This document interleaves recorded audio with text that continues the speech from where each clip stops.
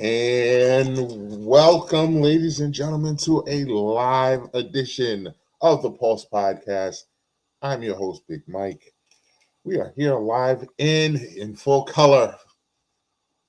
Boy, oh boy. I come on here, start the show. You've heard me say it. It's been a wild week in sports, but I can certainly say it has been a wild 72 hours in sports. So much so that we are here live to recap it and talk about it. We got a lot to get into. So running the three-man weave, let's get right to it. It's a special night tonight. Got the Mad Producer Podcast Poppy in the building. If only anybody was able to see the fumbling that was happening in the intro of you rushing to put your headphones on. Would have been a wonderful thing to have seen. But you played it all good, but you were getting by me, sir. That's why you have the intro screen. That's why you have the intro screen. I had to get my cup of juice to keep the vocal cords ready to go. And we're here. Like I said, Podcast Poppy is here.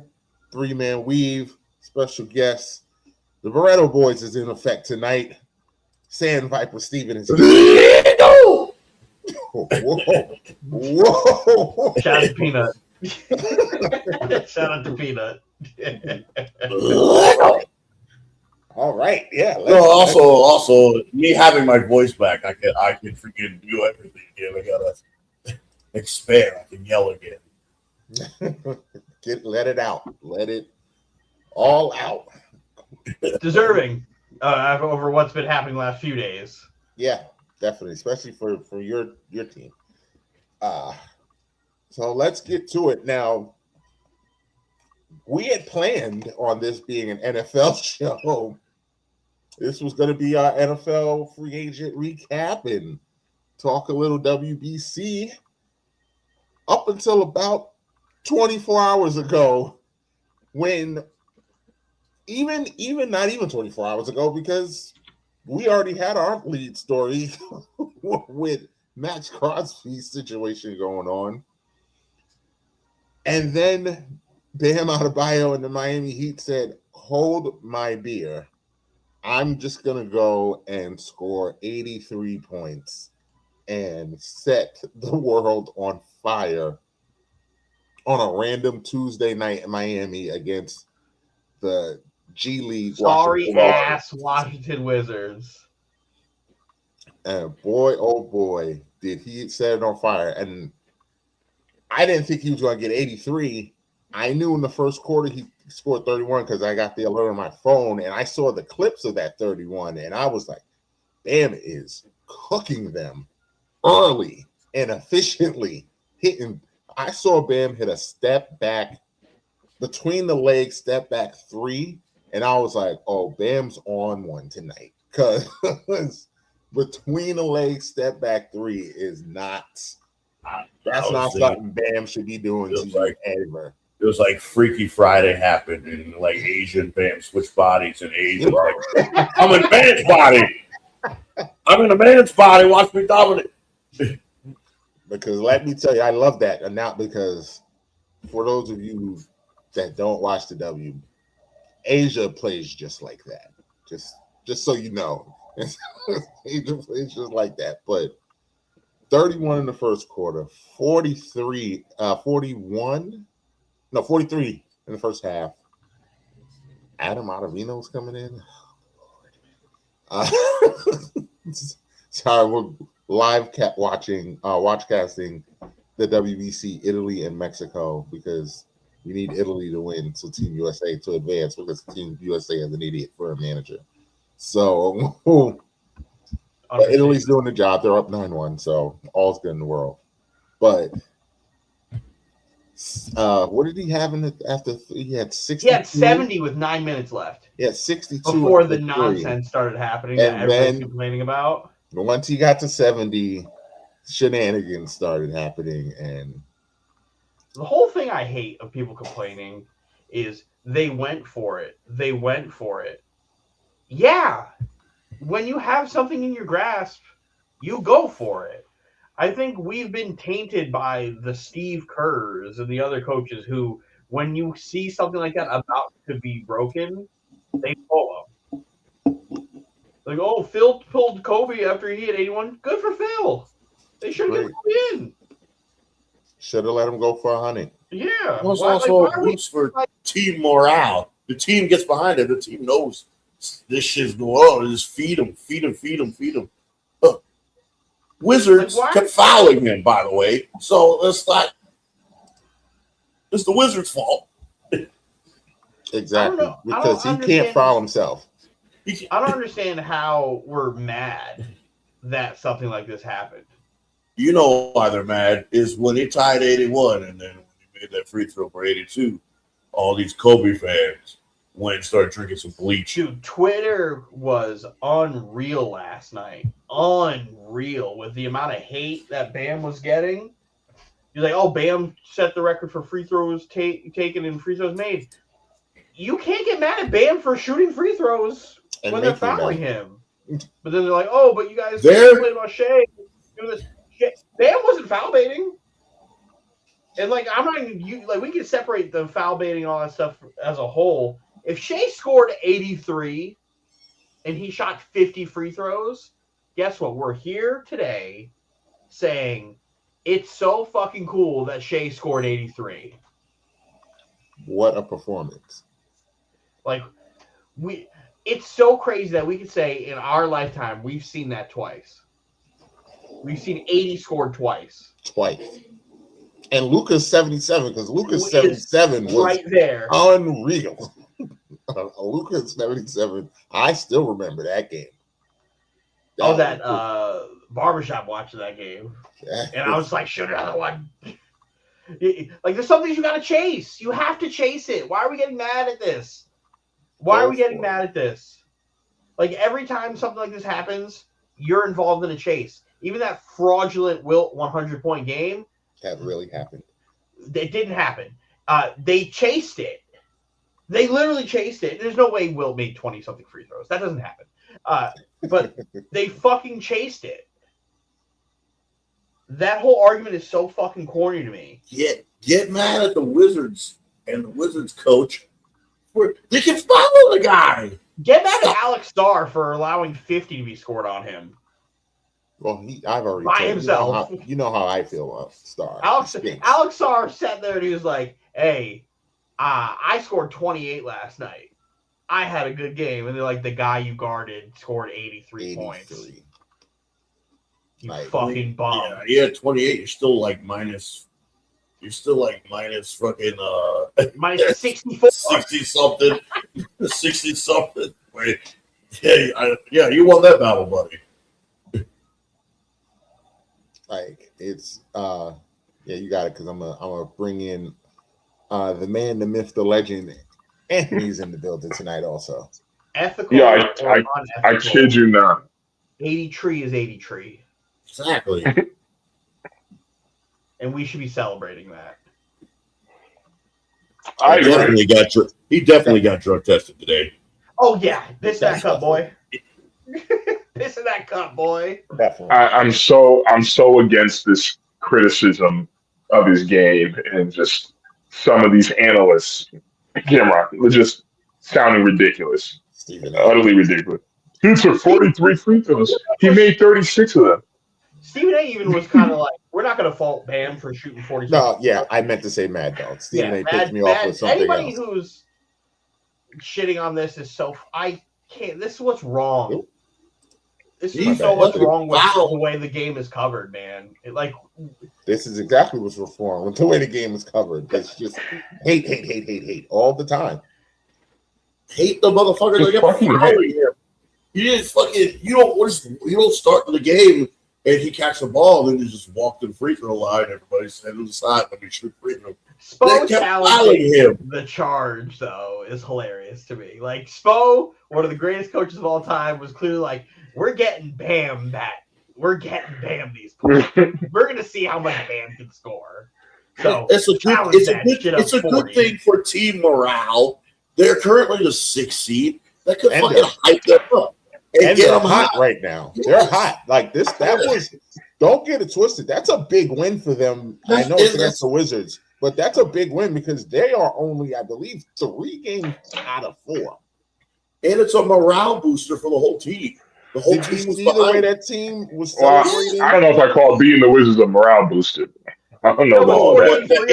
The 83 is the morale booster because the teammates are like, "Oh fuck!" They don't even want to shoot. They want him to fucking get the ball. It's just like they're 3.5 out of 4. That's like the last Kobe game where it's just like, just keep going for it. Fuck it, we're gonna keep feeding you. Was Kobe's 60-point game, his last game, was that unethical? Because that wasn't real basketball either. It was just that was extremely unethical.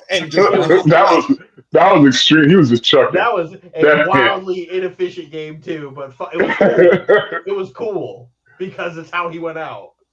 I'm pretty sure. Yeah, he gets a pass because he just said, "I'm going to go on my own terms," basically.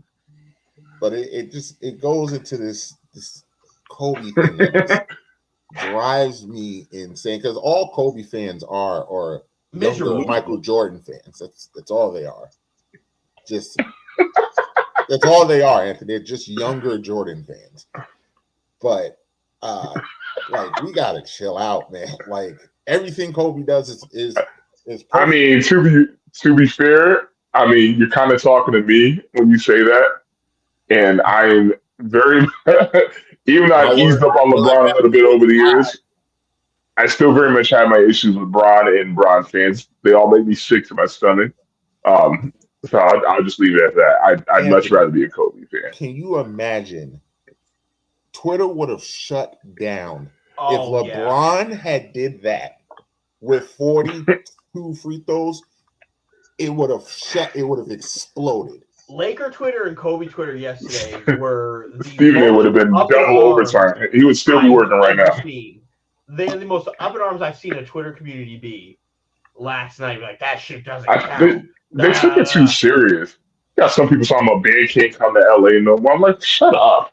What are we talking about here? Like, stop. They announced it at the Laker game, and the fans started booing. Like, don't tell me. Like they're acting like they just took away Kobe's legacy. Like that's the only thing Kobe ever did was that's score the only 81. thing Kobe ever did in his life was he scored 81 one time. But to be fair though, getting your record, like again, kind of like what you said, LeBron.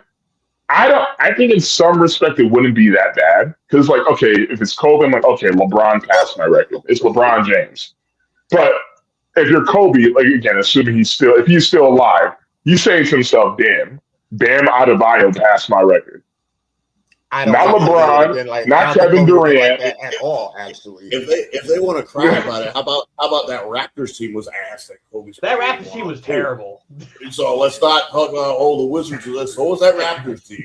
That Raptors team. Yeah, but the 15. Yeah, but this Wizards team is horrendous though.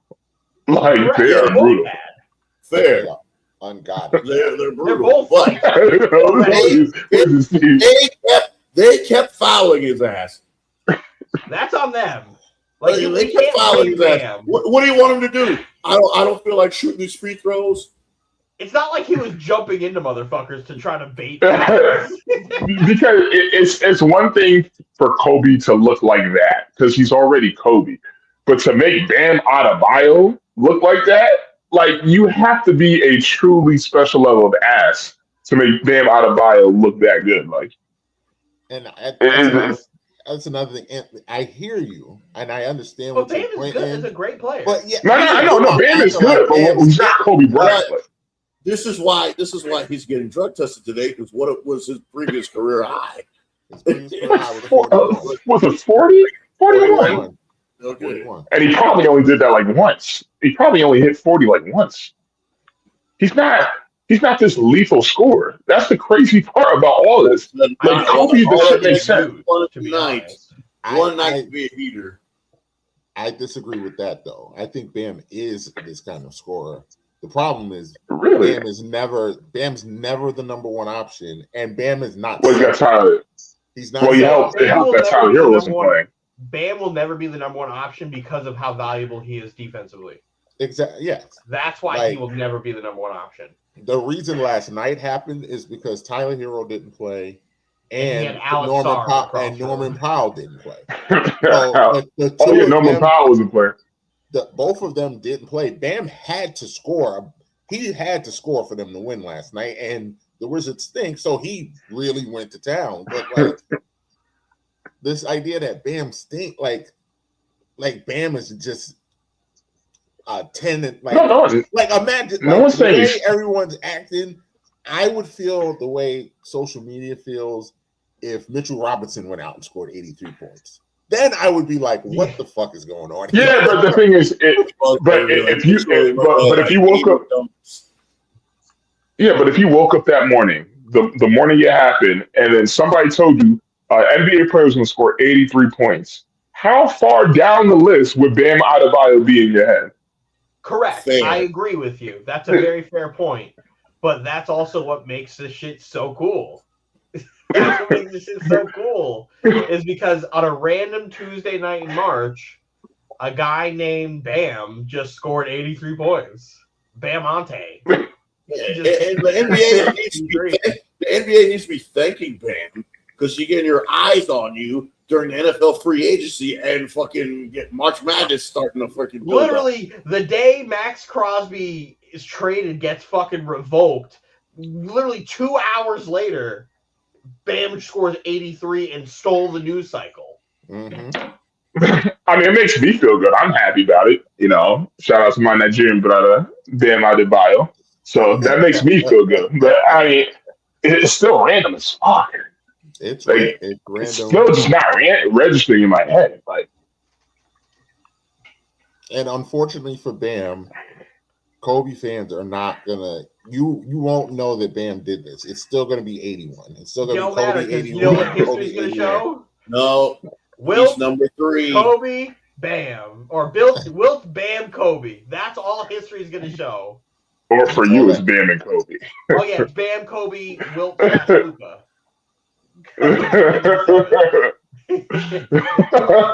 Like, we'll move on. I'll just leave it at this. This is the craziest thing that I heard that just personifies this. Bam Adebayo has scored more points in a game than any person living on Earth. There is not a person. Even if Wilt was alive, it would still be that. Shut up. Shut up. Dude. Steven, please tell me you don't believe this nonsense, man.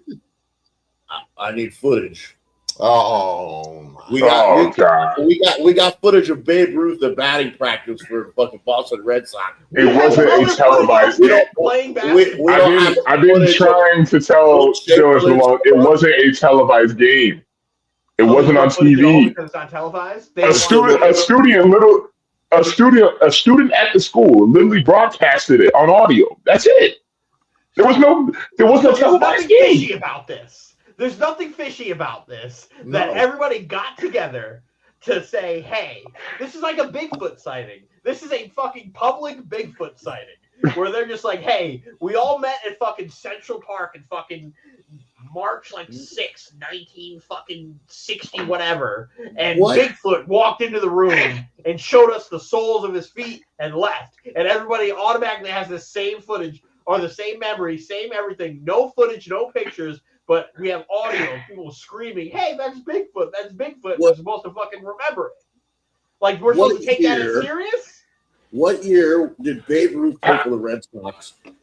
And then last play for the Red Sox, and we have footage of him at batting practice. That was like in the 30s. No, it was early. It's not 30s. This was the freaking 1900s beginning. But like 1910, where they just had film, and it was what 1962, 1966 was his 100-point game scored. No film. It was March 2nd, 1962. But my thing is, wasn't there interviews? Didn't they interview people who were part of that game? Propaganda. It's not real. If we were at a Bigfoot convention and everybody there says, "Hey, I saw Bigfoot," and you go, "Hey, I'm interviewing people at this Bigfoot convention saying they saw Bigfoot. Tell me about what you saw with Bigfoot." And they're going to say, "I saw Bigfoot." That doesn't mean they saw fucking Bigfoot. The most recent picture of Bigfoot is like from 1977.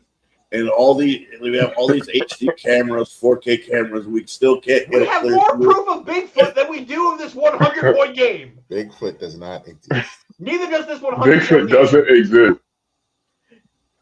Bigfoot, it's not real. Neither is that 100-point game.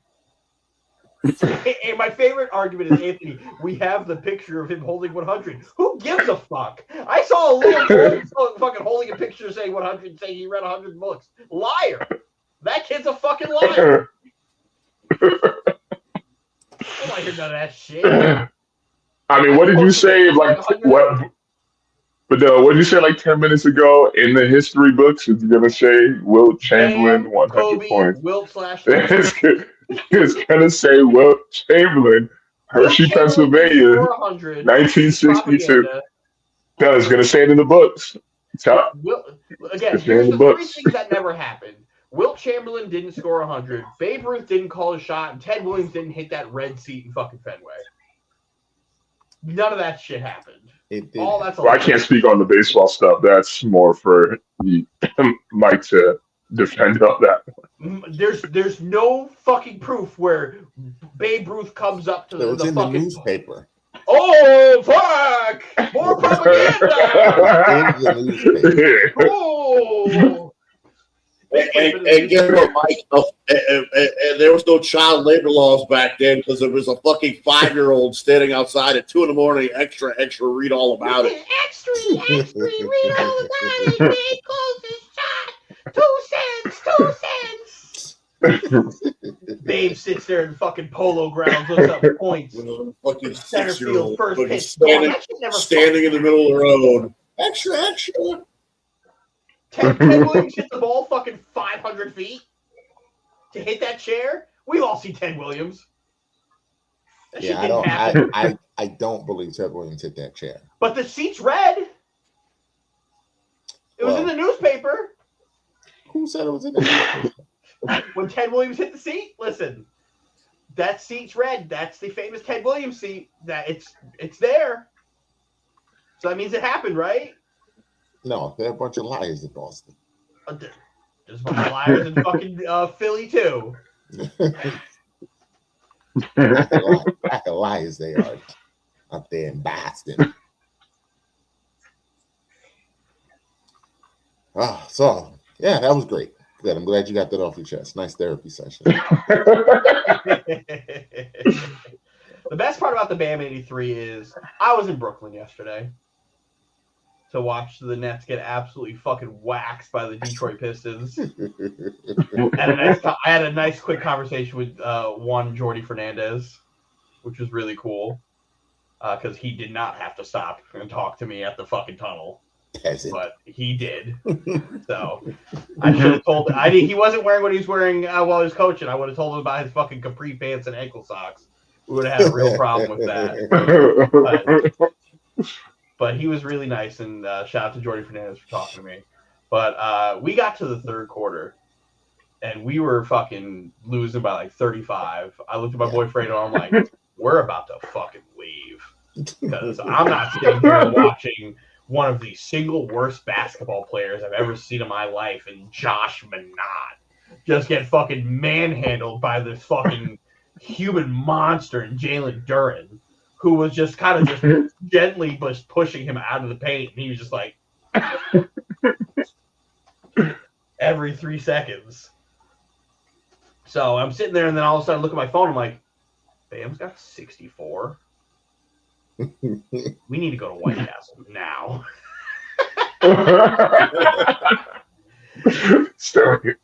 And we pulled up to White Castle, unable to find this fucking game because it wasn't televised. Nope, it was on. It was on FanDuel TV. So the only way I was gonna be able to watch this game was either illegally, or if I placed a bet. And yeah, because if you place a bet, you can watch the live games on the FanDuel app.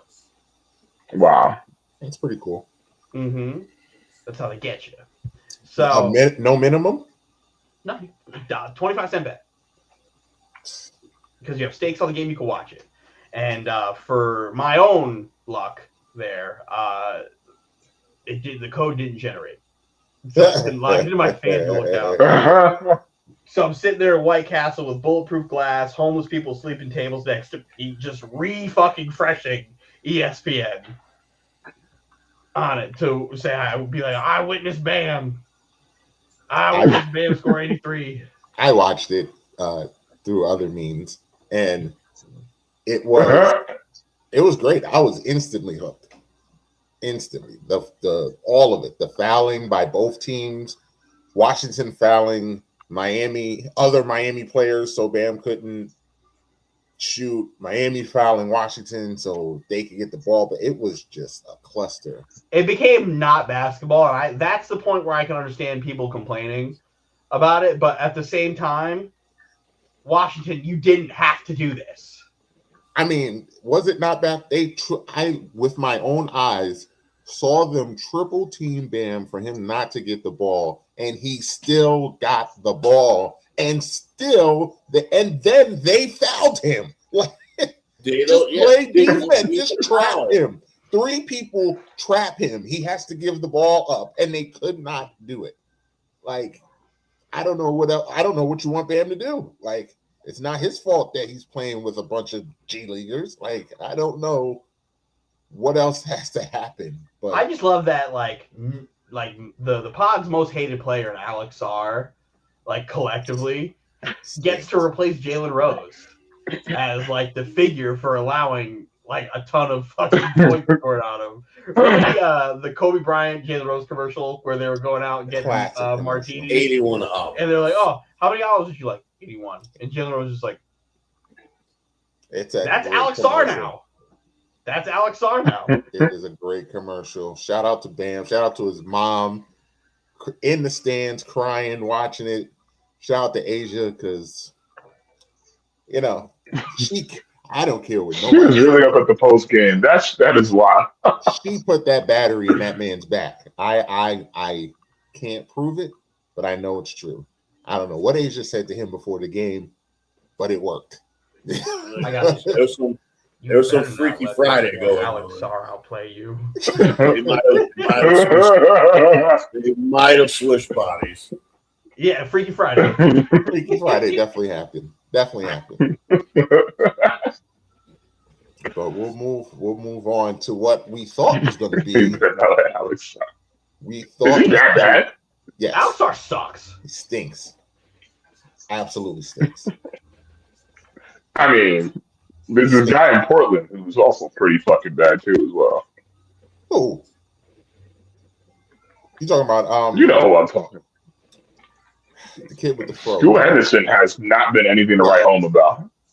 Scoot's better than Alex Sarr. Scoot's better than, and definitively better than him too. Like, not close. And I will give you, Scoot has been underwhelming. Scoot has been a disappointment as far as like where he was like supposed to be, because Scoot was projected to be like a star. Alex Sarr was a top 3 pick in a fucking role player draft, and he sucks at that. Like, he is coming off the bench in like almost every other team in the NBA, and he's not getting a lot of minutes. But because he's in that cesspool in Washington, and AD got hurt, so again, it is what it is. But he stinks. Like, I knew that off rip. Oh yeah, he thought he was so much better. He refused to get drafted to the Hawks. That's why he wasn't the number 1 pick, and Ricochet got picked. He refused to get drafted by Atlanta because he just thought he was the shit. Turns out he's just that works. It's just that. Now, undoubtedly, what will be my favorite segment tonight: the drama with Anthony's Raiders. We tease the Jets in here because, as Roz and Dylan will say, this is the most Jet thing to happen. It's just a Jet thing, which I still don't even really know what that means, but it makes sense. It means stuff like what happened yesterday. Like, you may not know what it means, but like when it's said, you like, I understand. When I sit there and I watch Jets games, and I'd be like, This stuff only happens to the Jets. I think. Dylan. The most Jet shit of all time. Yes, that line right there. But I have to say, I can't imagine this happening to any other team than the Raiders. Like when Dylan, our chats, Adam Schefter. When Dylan dropped, I'm Woj. Don't ever call me Shams. When Dylan dropped the notification that the Ravens were backing out, I thought it was fake. I thought Dylan was trolling Anthony by putting that in there because what do you mean they're backing out of the trade? What do you mean he failed his physical? How did he fail a physical when you knew he was hurt before you made the trade? Like we all knew he was hurt before the trade. Yep. But leave it to that franchise. That shit really like changed the rest of the Ravens offseason, like completely. Because the word came out that the Ravens were going to keep all of their contracts that they gave out. But now it's like you can't go after as much as you wanted. It still hurts us. You now can't go after what else you need. You like other holes that need to be filled. Like the offensive line now has to get filled by the draft. Like you can't really go and just keep spending a ton of money now on offensive line or wide receiver. And now that they don't have that extra draft pick, which was going to be Mekhi Lemon or whatever, or David Austin or whoever. Yeah, more than likely. Jordan Hyson, whatever it was. Now you have to sit here and just be like, wow, this kind of really fucks us. And usually I'm not on the, this is bullshit. The Ravens are a little fucked up for this. It's because there's tomfoolery going on. But according to like their owner, they also, when they traded for Maxx Crosby, they also wanted to try to sign Trey Hendrickson. That's have them both. Trey Henderson. I don't know how real that is. I don't believe that at all. Because Hendrickson was in the building yesterday before they did the saying, hey, we're backing out of the trade. If that really is the case, and it's like, hey, we really just didn't like what we saw there, which regardless if that's the case, it's still horrible optically. You're not going to want to trade with Baltimore really ever again because of that. They're going to have to build a ton of goodwill after being this like example of a great organization doing something like that. Kind of really fucked, not even over the Raiders, a lot of other teams. Yep. That's how to fuck your reputation up 1-on-1. The Ravens have good equity, so I think it'll pass. That's the only loophole for the guy that failed physical.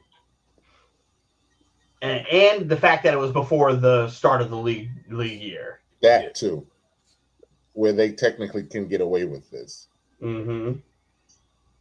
Sucks, but it's not illegal. All I kept thinking was 2 good off seasons.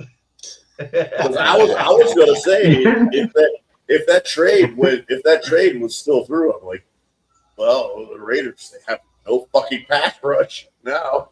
Yeah, literally when they're signing Quay Walker and Nakobe Dean and all these players on defense, I'm just like, I don't understand why they traded Maxx Crosby.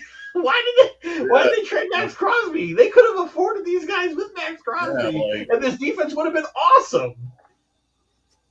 Now it's just the back end. Now it's like, oh, this is a good defense. The Raiders, the front funny thing is they have a good defense now. The back's not.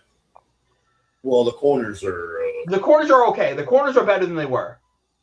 They addressed corner with trades and a signing, I believe.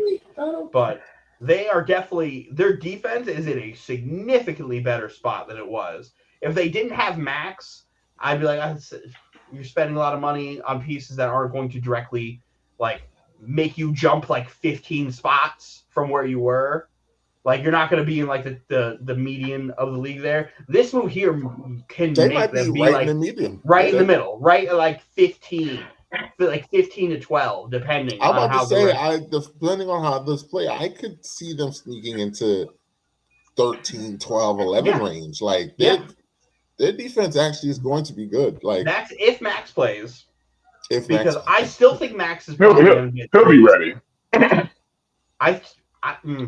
The way he got that it wasn't like a meniscus like restructure. It was or repair or whatever. It was a complete restructure from what I read. So like he got that done late in there. So even if he does play, he's not going to be himself yet on there. But there's still going to be teams that are going to want to trade for him. His value is not going to be what you got from Baltimore. You're not getting, as Mad Dog said earlier, you're not getting 2 firsts for him anymore. That train has sailed. No. You can forget about 2 firsts. Now that injury, no. Now maybe a second and a third, or he maybe was 2. always going to fail the physical. That's why I don't. That's why this smells funny, because they had buyer's remorse. There's not too much to read into it. That's all it is. Oh, there's definitely some shenanigans going on. There's absolutely tomfoolery, but there's a lot to read into. You knew he wasn't gonna fucking pass a fucking physical. You fucking knew that when you traded for him. But that's what I'm saying. They had buyer's remorse. Maybe they thought Max would be ready like week 1 to really like be Max, and then they saw everything, and apparently they got like 3 or 4 like independently contracted doctors to review the MRIs and everything to go through it, and they're like, no. But apparently Max also did a couple like physicals for other teams as well, or they saw the results of it, and everyone kind of was like, I don't know. So there is a lot. Their buyers they got Trey at a lower number than they thought they were going to get Trey at, and they was like, why do I need to give up 2 firsts if I'm getting Trey cheaper than what we thought? The Ravens, if you could get both, and I get that, which they could have. The Ravens were the one that made them. No one was offered 2 firsts for them. The Ravens were the one that freaking auctioned the fucking one that won the bid with the 2 first picks. What we're not talking about with this is Lamar's quiet restructuring of his contract that opened the door for all of this, because I think they cleared up like a fuck ton of money with his they did. Restructuring. Well, they also let people walk too. It's not like you let fucking like 9 starters leave. Yeah. Like that offensive line next year with basically your best offensive lineman left, and you still have fucking sorry ass Falele. Yeah. And no wide receivers. No wide receivers. No wide receivers still. Hey, they just got to lean on Zay Flowers, man. Zay is good. I like Zay. Zay is not going to win you everything by yourself. You also lost Isaiah Likely. Well, but I also think that's part of why they pulled out of it, because there are some people that are saying like, hey guys, like, what do we have on offense? Like, you guys keep leveraging our offense for defense. Like, so I can understand. I feel like that's part of the reason why they pulled out too. Is like, hey, we need to like get Lamar some help, like on this offensive side. Quantifies as breaking news, but we'll do it anyway. Team USA officially advances to the WBC because fucking Italy beat the dog shit out of Mexico. But it was a mistyped thing in my thing. I thought it was 19-1. That's why I was like, my face was all sorts of confused. No, like, no, 9-1. 9-1. Pack them boys up. Thanks for coming. Team USA, we still breathing. That's all we needed. You open the door. We still here. That Ravens team's in hell. Yeah. I don't think they're that much in hell. Well, the offensive line, offensively, they addressed the issue. What they had in their defense is they couldn't rush the passer. They were dead last in sacks. Yeah, but they always spend all their money on defense, and then they had no freaking defensive line. They could not create pressure. But they're already paying that defense $1 billion, so now they're gonna be like, oh yeah, Tyreek Hill coming off of a fucking exploded knee and dislocated ankle. Go out there. 32-year-old off a fucking blown up ankle who hasn't caught a pass over 30 yards in like 2.5 years. We say all of this, but if Lamar didn't get hurt last year, they still would have made the playoffs. Correct. Like we say all of this, and all of it is well, true, they were but one their kick away. They were a field goal away from making the playoffs. Exactly. Like, they're still now going we're in a to be. different To be fair, they were 1-6 with Lamar as the starter. But now they also have a whole new coaching change, bad offensive line, limited weapons, Lamar Jackson, an offensive coordinator who has no play calling experience. Make that your hot take next year, then. Well, I got to see what else they do, because if they go and just get another washed receiver, Mike. You know what's happening. You know what's happening. They're either going to draft a receiver or freaking sign a wash one. It's either they'll win like 9 games or Lamar's going to get hurt again. That's what's just going to happen. That boy going to be on his fucking deathbed. He's going to be running for his life next year. Well, he's only getting older, and you know, if his body takes hits like a running back, he's going to be out like Cam. I also don't think Lamar's. I think Lamar's wired differently than Cam, but yeah, but he's not going to run over the fuckers. But quarterback taking all these extra hits. He didn't run them. Cam had the "I'm going to run you over" gene, though. Yeah. Cam also was like 45 pounds heavier. Yes, but that attributed to Cam's "I'm going to just run you over." If Lamar was like 45 pounds heavier, I'd be more okay with the amount of hits that he's taking, because he'd be a fucking just unit. It's like, okay, I got a lot to protect me here. Like, we're good. I think Lamar will protect himself. As much as he can. Yeah, he's protecting himself. He still got hurt. Yeah, but soft tissue injuries isn't. The line's not doing that. No, but the line was going to help treat those ankle issues he was having. Yeah.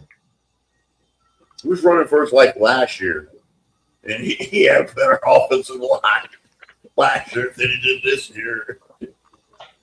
Harbaugh's gone, so they'll run the ball 25 times a game, and then sign DeAndre Hopkins for him to be on the field fucking 25% of the time. When he would come in, make a catch, and then they're like, "Okay, see ya. You're never fucking." No, or the part where Derrick Henry, when Lamar was out with the injuries and they were winning, averaging 200 yards a game, and then they just refused. Pittsburgh, who can't stop the run, is like, "Please don't run, and you don't run. The first play of the game, he ran for like 50 yards. Didn't get the ball no more. That's it. Well, thank God they're not running with him. Doesn't make sense to me, but whatever. But yes, Dylan, let's go recap. There was a lot of movements. We update from Monday, Dylan. The Eagles finally did something, and they did something good, actually. I like this signing of Woolen for them. Woolen is an upgrade. That's just because everybody else kind of stinks in that secondary. They did lose a lot in that secondary. Woolen was the weak link in Seattle secondary. Yeah, but Woolen being the weak link in Seattle doesn't mean he's not like probably the second best corner in Philly, right? Because you're replacing who? Kelly Ringo? Upgrade. Upgrade. Like, you can't. It's understated. But like, I'm not a fan of Tariq Woolen. Shout out to Mav. I'm not the biggest fan of Tariq Woolen, but I know that because it's the sauce comparison. But. No, I just don't think he's talented at corner. I think he's a freak athlete, but he doesn't know how to play the position. I think his athleticism bails him out. Philly shopping around Jalen Carter, which is crazy to me because he's top 3 in his position. Well, I don't think they can afford him. I was just about to say they're gonna have to pay him $35 million a year. They just made Jordan Davis more than that. the highest paid D tackle of all time. So they're going to have to have two of the highest paid D tackles of all time on their team. Yeah. Jordan Davis that high when you have a guy named Jalen Carter on your team is fucking crazy. Well, it's about all right. Let's pay him and not pay even more for someone else. Like at the end of the day, Jordan Davis is not going to do something stupid like spit on the quarterback and spit on the other quarterback to get kicked out of the game. Correct. Jordan Davis isn't a fucking idiot. I think the Romeo Dobbs signing needed to happen because you had to replace Diggs. Like you actually had to, and Dobbs was the best. They still might make. He's an upgrade from. He's an upgrade, but he's not a number one. He's not. Yeah, he's just he's a higher wide receiver too than Diggs. That's essentially what he is. Diggs is washed. The Patriots still might make. Diggs still did good last year. Diggs in the slot. He's still a very serviceable receiver. If you just put him in the slot, he's very serviceable still. Well, I also think he got cut because he's probably going to jail. That doesn't help. That does not help. Well, here's the thing. Two things can be true. Shout out to Roz. That does not help. For saying that's one of his top 3 quotes out of the fucking pod. I don't think they're going to trade. I just think they're not going to say they're going to get pennies on the dollar. They lost value because when the Ravens they were going to trade him to Dallas, and then the Ravens came in with 2 firsts. And Jerry's like, I'm not giving away 2 firsts. We know the injury is injury medical. Like I can only imagine the ridiculous trades, the cheapened trades that the Raiders have been getting since this happened. Tell you what, we'll give you our they took it off the market and our cheerleaders, and you give us that. You're going to see the Raiders get a fuck ton of phone calls at the trade deadline. A fuck ton when he's like progressed. Yeah, I think if you absolutely all time low.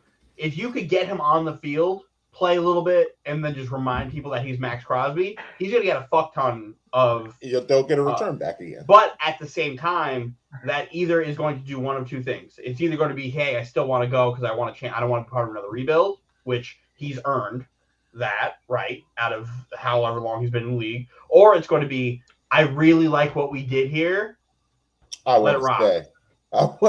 Let it rock. And then it's going to be, well, we want to keep him now. We've fixed whatever issue we have, which is just Max wants to play competitive football. So, like, if we can fix that and you still want to trade us, we need that back. Yeah.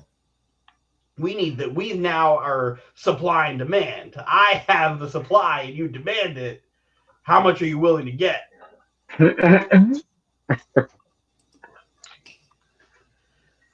Pittman to the Steelers. What is it? Anthony, when this trade happened, he said, oh, Pittsburgh has their number 2 receiver. And I immediately said, now Pittsburgh has their number 1 receiver. For some reason, you just don't like DK Metcalf. They don't use DK Metcalf the way he should be used. DK Metcalf runs two fucking routes. He runs a 3. He's a screen receiver. He runs a vertical or a fade, or he runs a slant. He does not run any other route. They don't use him that way. He never has been used outside of that. And that bothers me. So do you not consider stop and goes routes? Because I've seen him do that. Where he is essentially just running in a straight line? But no, because there's technique and there's skill to stop and go routes. I'm not saying he is a bad route runner. I'm just saying they don't use him to run routes. It's the same problem. The fucking Arthur Smith route tree. It's my same problem with Philly, where they don't let AJ Brown run more routes. He either runs slants or goes. Fades, back shoulder, like that's all he runs. That's because their quarterback can't handle anything exotic. They are way more capable as a route runner, as a receiver, than what they're used as. Where we've seen Michael Pittman Jr. be used in all these different ways. He will get more targets, because of how it's used. So he will end up being number one as far as like catches and targets go. I think DK will get more touchdowns because of the routes that he runs, but Pittman will get the better production. And getting Rico Dowdle was such a good pickup.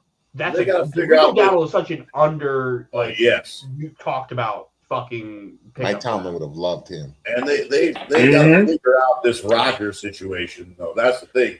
They're talking about Rodgers not playing. So they have to figure. This is the thing with Tomlin. You have to figure out your quarterback. Or it's going to be the same.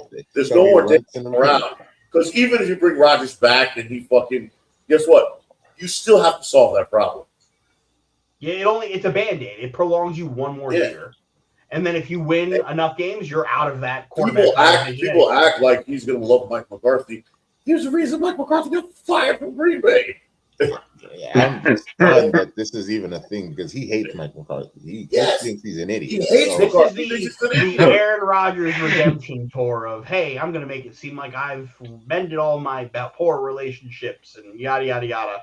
People are starting to prepare for Pittsburgh to have Kyler Murray or Kirk Cousins as their quarterback. That's what I keep seeing, where Aaron is being Aaron and taking forever, where Pittsburgh kind of doesn't want to do that again.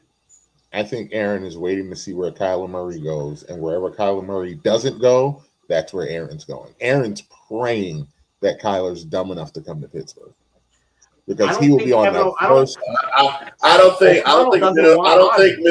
think Minnesota lets Kyler Murray leave that fucking building. I don't either. And if he does, you know who's going to be the quarterback of Minnesota? Kirk Cousins. It is not going to be Kirk. I don't care what. Aaron Rodgers right now is better than Kirk Cousins. It's not a matter of Aaron Rodgers being better than Kirk Cousins. It's who would. Yes, it is. It's not. Exactly. It's yes, it is because Minnesota's it absolutely is. Minnesota's trying to win right now.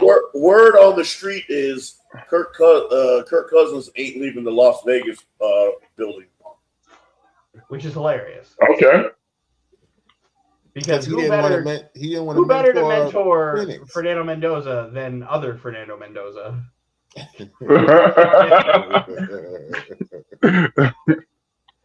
Fernando Mendoza can't start. If Kirk Cousins all of a sudden loves being a mentor, I'm going to say he's racist. But he'll be okay. But he'll be okay with the white passing human guy. Yes, if he's okay, if he's okay with being the mentor, and the teacher. I'm going to say he's racist because what? He threw a hissy fit in Atlanta because he couldn't play. To be fair, he was getting paid a lot of money and wanted to play and was assumed to be the starter. Yeah, and got his job taken because he stinks. If you got your job taken because you stunk, would you want to mentor that guy? That's not the Mike. That's not the point. Maybe you're the racist one, Mike. Team player. You got to be a team player. It's way easier to be a team player making $3 million on a vet minimum behind a number one overall pick later, like to be that guy, versus when you're getting paid a fully guaranteed contract. You are brought in to be the starter, and then they traded for a top 10 pick to take another quarterback who was going to replace you. And then you lost your job. I'm not mentoring that guy either. Fuck that organization. Selfish. That's what you Yes. That's selfish. Yes. Just that selfish. Penix was supposed to fucking take over in 2 years, not in fucking 8 games. Because they thought Cousins was stinging up the joint. Exactly. They thought he could not throw the ball faster than 30 miles an hour, of course. Kirk Cousins turned into Chad Pennington before our fucking very eyes. And it was the only logical choice you could do was put in fucking Michael Penix. Now, how do you feel about Penix? I'm out on Penix. I'm still good on think him. if you're able to replace him, he can't stay healthy. I don't think he's good enough to. That was his thing in college. He can't stay healthy, so that's why. So let's sign another lefty who can't stay healthy. Yeah, they're done for that. They're done. I still get to Tua. Like he stinks too. I'd rather have Penix on the field than Tua. I just don't understand. It's a 1 year deal. It should be a none-year deal. Tua fucking stinks. And Like, what are we doing here? On top of it, Huh? Stefanski as your coach. What you have against Stefanski? I think Stefanski sucks. I mean, I think he showed me Stefanski all I has needed ruined to every see. quarterback he's played. Yeah, I mean, he showed. Remember me how all we used to tell Mike about when he was offensive coordinator in Minnesota and Zimmer wanted to fucking kill him? Yeah. Hold on. I'm not in any way, shape, or form a Stefanski defender, but if I gave ya Shedeur Sanders and fucking Dylan Gabriel, what do you expect? I would expect that Shedeur would play immediately because Shedeur is better than Gabriel, and I wouldn't sabotage Shedeur by not giving him the play sheet before the damn game. Yeah, no, making sure Shedeur can't throw touchdown passes in games by just constantly running Wildcat in the red zone is fucking crazy. Right? And then in the games where he threw like the Titans game where he threw like 3 touchdowns. And then for the 2 biggest play in a game, you take him out? Yeah, the 2 point conversion, they take him out. I'm all like one of the few half-decent games.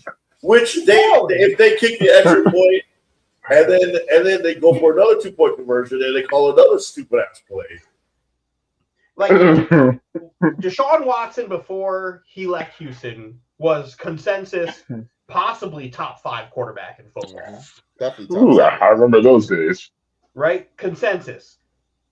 Has his injuries off, had his issues, comes back and plays, has like a little bit of success, and all of a sudden he just fucking was ass. Out of nowhere. Ass out of complete nowhere. Ass. Joe Flacco this year, starting quarterback to start. Fucking ass. Absolute ass. Gets traded to Cincinnati. And immediately is awesome. Revival. And immediately is awesome. You can't tell me that all of a sudden overnight on a fucking plane ride for 2 hours, like an hour plane ride, Joe Flacco just like, you know what? I'm a good quarterback again. That absolutely has to do with it because Joe Flacco is a good soldier guy. He's gonna go. He's gonna do what it helps when you have those weapons, guys. Let's not just like ignore that. Joe Flacco, off of no time, was able to make that offensive line look like it could play when it was terrible compared to what's his face from Washington who was playing. To the starter. Who's the starter? Not Joe Burrow. It was Jake Browning. Jake Browning was fucking horrible. Did it look like that with Joe Burrow? Joe Burrow, the offensive line looks bad always, right? But Joe Burrow makes shit look better than it is, and Joe Flacco makes shit look better than it is. Those are facts because they get the ball out. Always like this. Got an excuse for him. There's no excuse. You know who made that offensive line look fucking abysmal? Jake Browning. Browning, because he's not an NFL quarterback. Jake Browning. Yeah, he's fucking horrible. But Jesus. But again, this is a 1 hour plane ride. Joe Flacco all of a sudden just knows how to play football again. When he had better protection, better run game, better all this. Dylan Gabriel's fucking footballs have not hit any fucking air. Dylan Gabriel sucks. Unless it was a fucking screen pass. He let Dylan Gabriel throw the ball 50 times in a game. But won't let Shedeur. But Shedeur can't throw the ball 55 times. And Shedeur in his first fucking game threw more 50-yard passes in the fucking game than any Browns all season. And he would have more if Judy didn't fucking fumble. Jerry Judy also. Judy was a mental case. Is. Judy, he's a jag, just like Steve Smith said. Just a guy.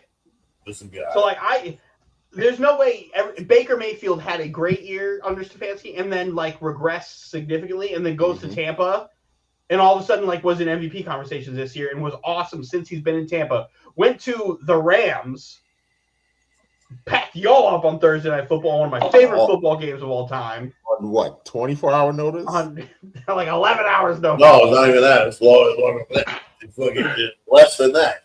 On a We plane showed up. ride's notice. Sign them Wednesday night, Thursday night. Thursday night. Oh boy. You get the playbook, you get a fucking go in the game. Oh boy. And now Baker's awesome. It's not a coincidence that every quarterback Stefanski touches sucks.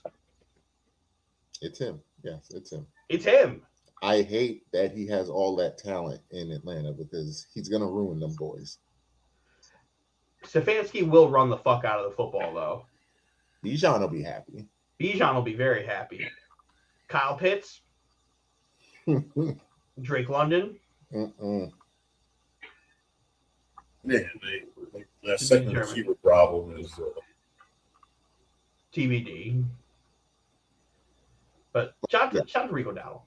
Yeah, I was just about to say, but all that being said, shout out to Rico Dowdle. It's going to be. Jamel Dean is also a good signing for them. Jamel Dean is a good signing. They needed help at corner bad. Yeah, because Joe Porter Jr. sucks, and then Darius Slay was awful.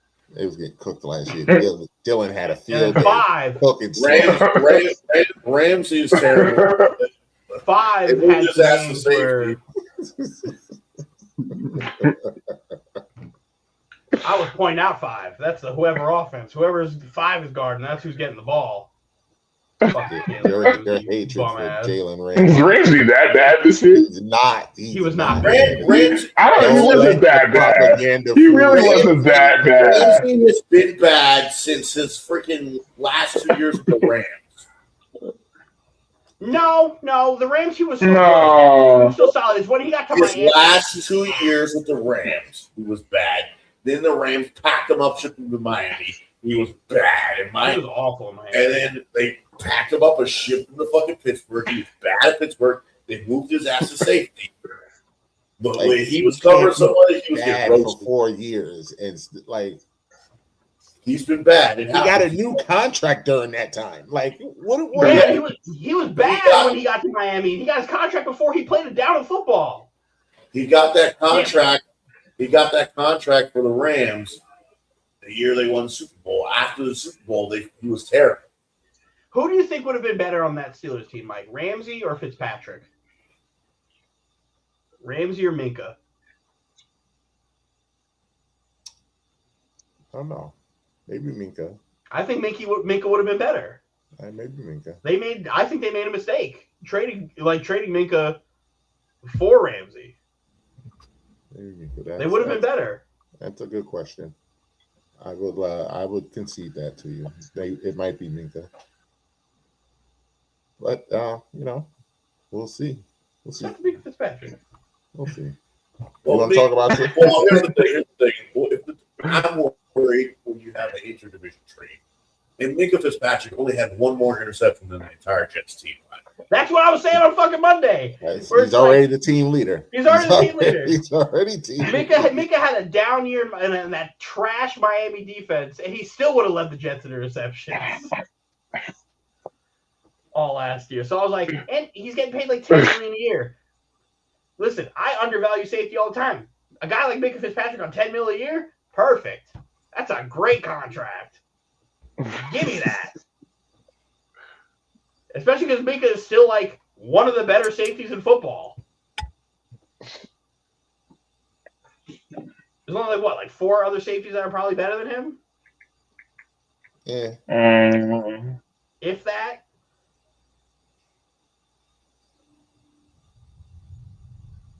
All right, Dylan, you want to move on? Yeah. You want to talk about your team? Let's go.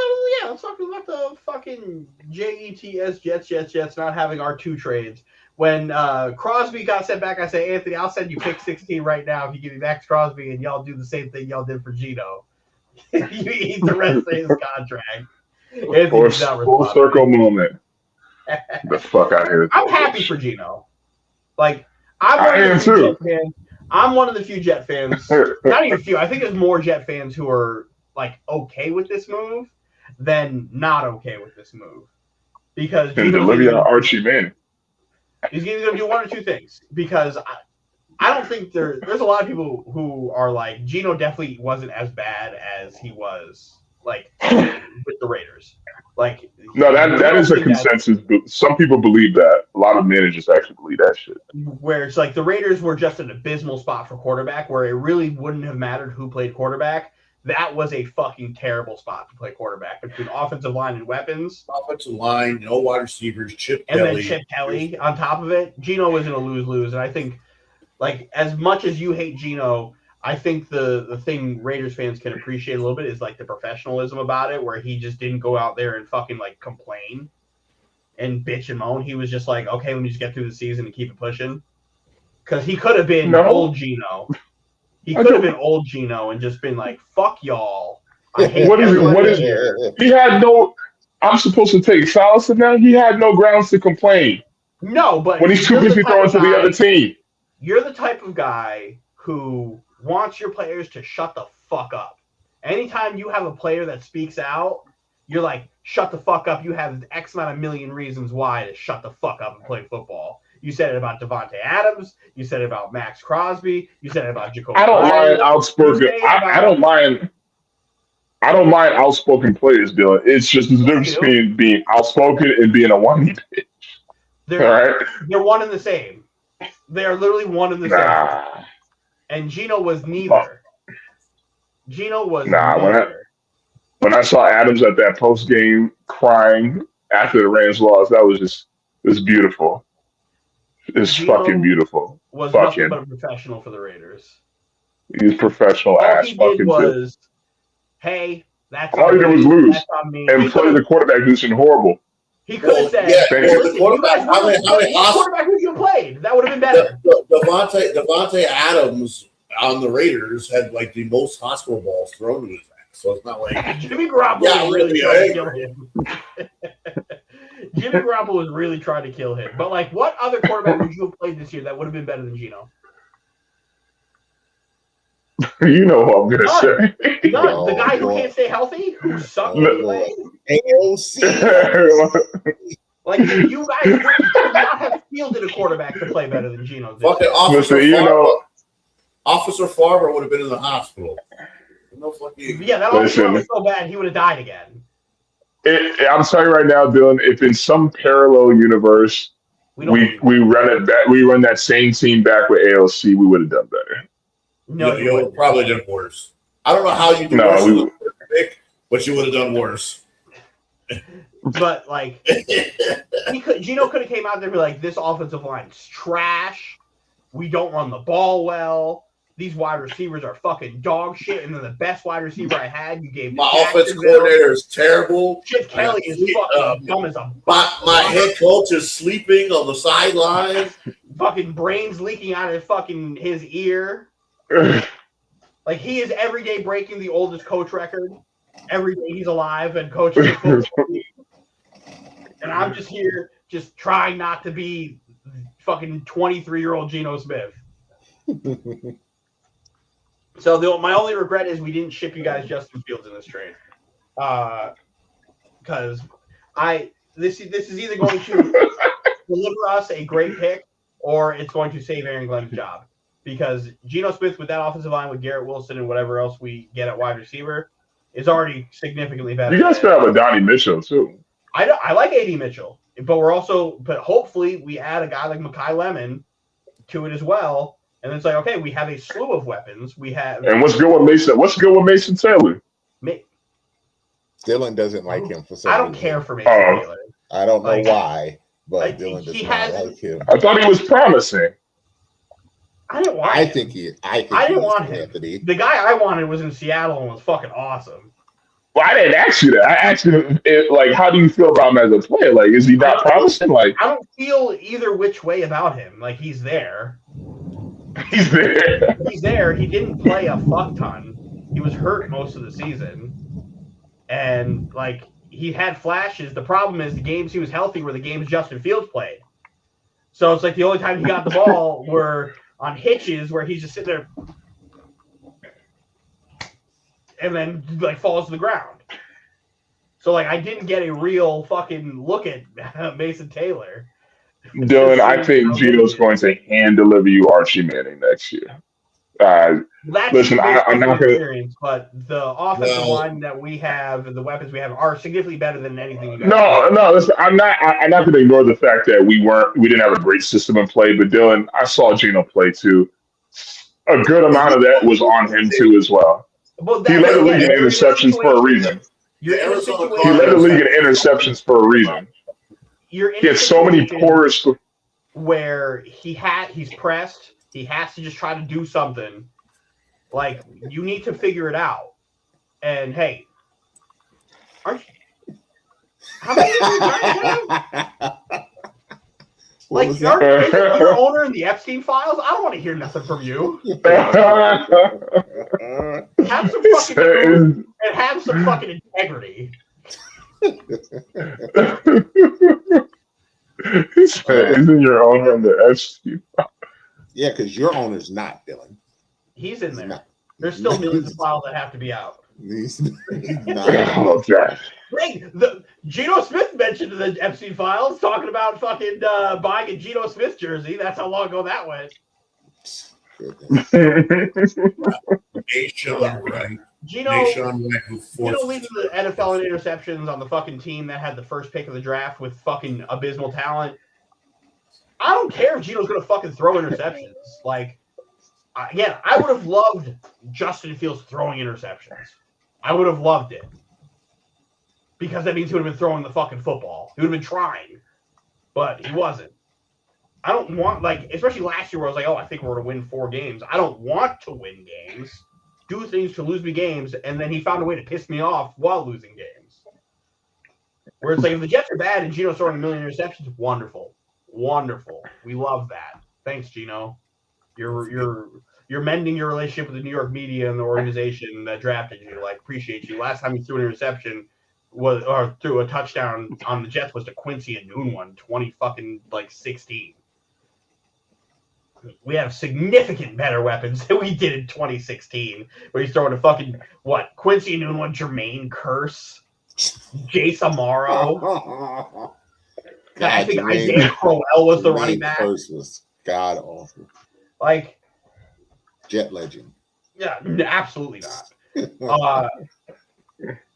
So it's either going to be, hey, Frank Reich's going to have a solid year, Geno's going to be okay, and Aaron Glenn is going to coach a good defense and his job is saved, or it's going to be, holy fuck, we're terrible. And I'm okay with that. And hopefully the Colts are terrible too. That's all you do. I hope the Colts are terrible too. Speaking of DJ, let's go to the other New York team. That other New York team. The G-Man. They spent a lot of money. Yes, they spent a lot of money. But I'm not mad at the money that they spent. Like, I'm not mad at it. Excuse me. Oh, I'm putting you on the spot. $100 says you can't get more wins than your sorry ass Jets is up. I will take $100 if the Jets get more than 3 wins. Oh, come on. I will take more than 3 because you must forget that the Jets only won 3.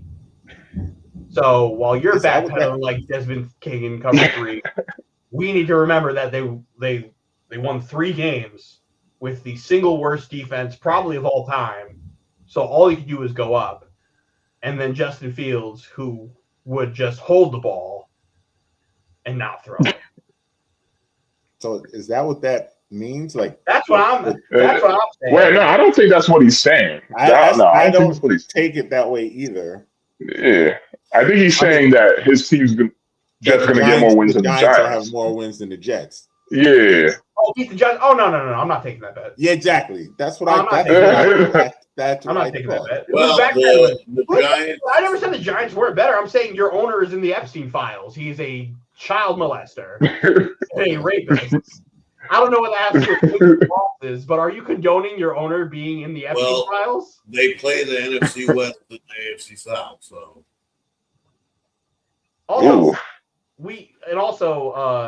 when's the last time the Giants beat the Jets, like 1-on-1? They don't. When's the last time they won? They don't play like. When's the last time they won?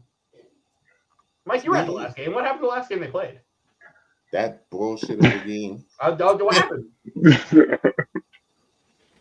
Absolutely the That's worst. bullshit. Now we're quiet. The worst game Now we're I've quiet. ever been to. The worst Now we're game I've quiet. ever been to. I've Now we're quiet. never been more miserable than that game. Now we're Never quiet. been more miserable. But it's okay. Revenge tour is coming. Revenge tour is coming. Starting with you. We going. You better hope that game is not when my brother's getting married, because we are going to Tennessee. We're going to Nashville. And I know you got it. Plenty of money in over there. Oh, you guys, oh yeah, we know Dylan got money. Plenty of money in over there. That's gonna be awful. We're going. And you're gonna Where the Titans facing the Jets again this year? Yes, in Tennessee, in Nashville. Mike, what's your record Oh. against the Jets? What's my record? What?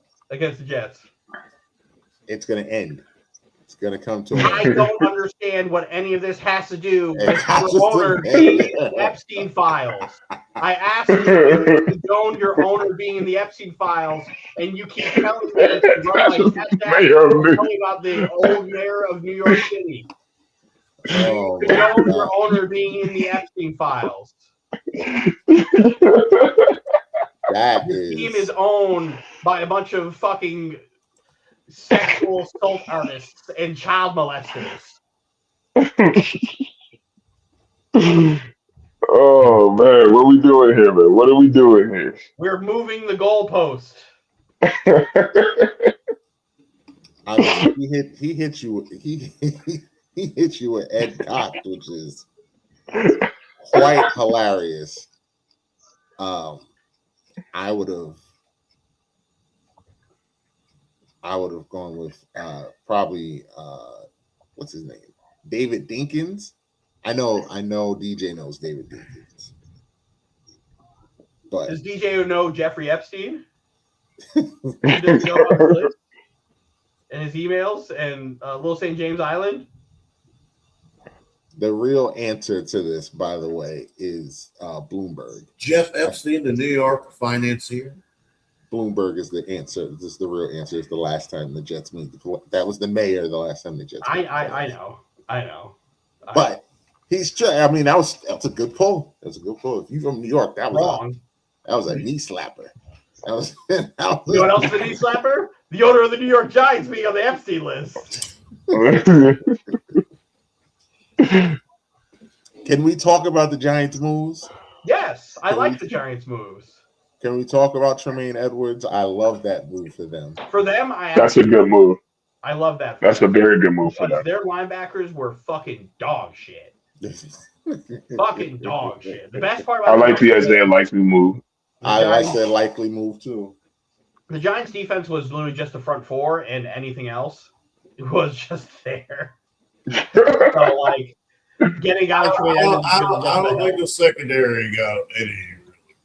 So, Greg Newsome is better than what they had. well, Greg Newsome also was the one that gave up, that decided I'm not going to go deep. And Greg Newsome is still better than Deontay Banks and Cordell Flock. But Deontay Banks will still There's be a lot of Flock is a good pickup though.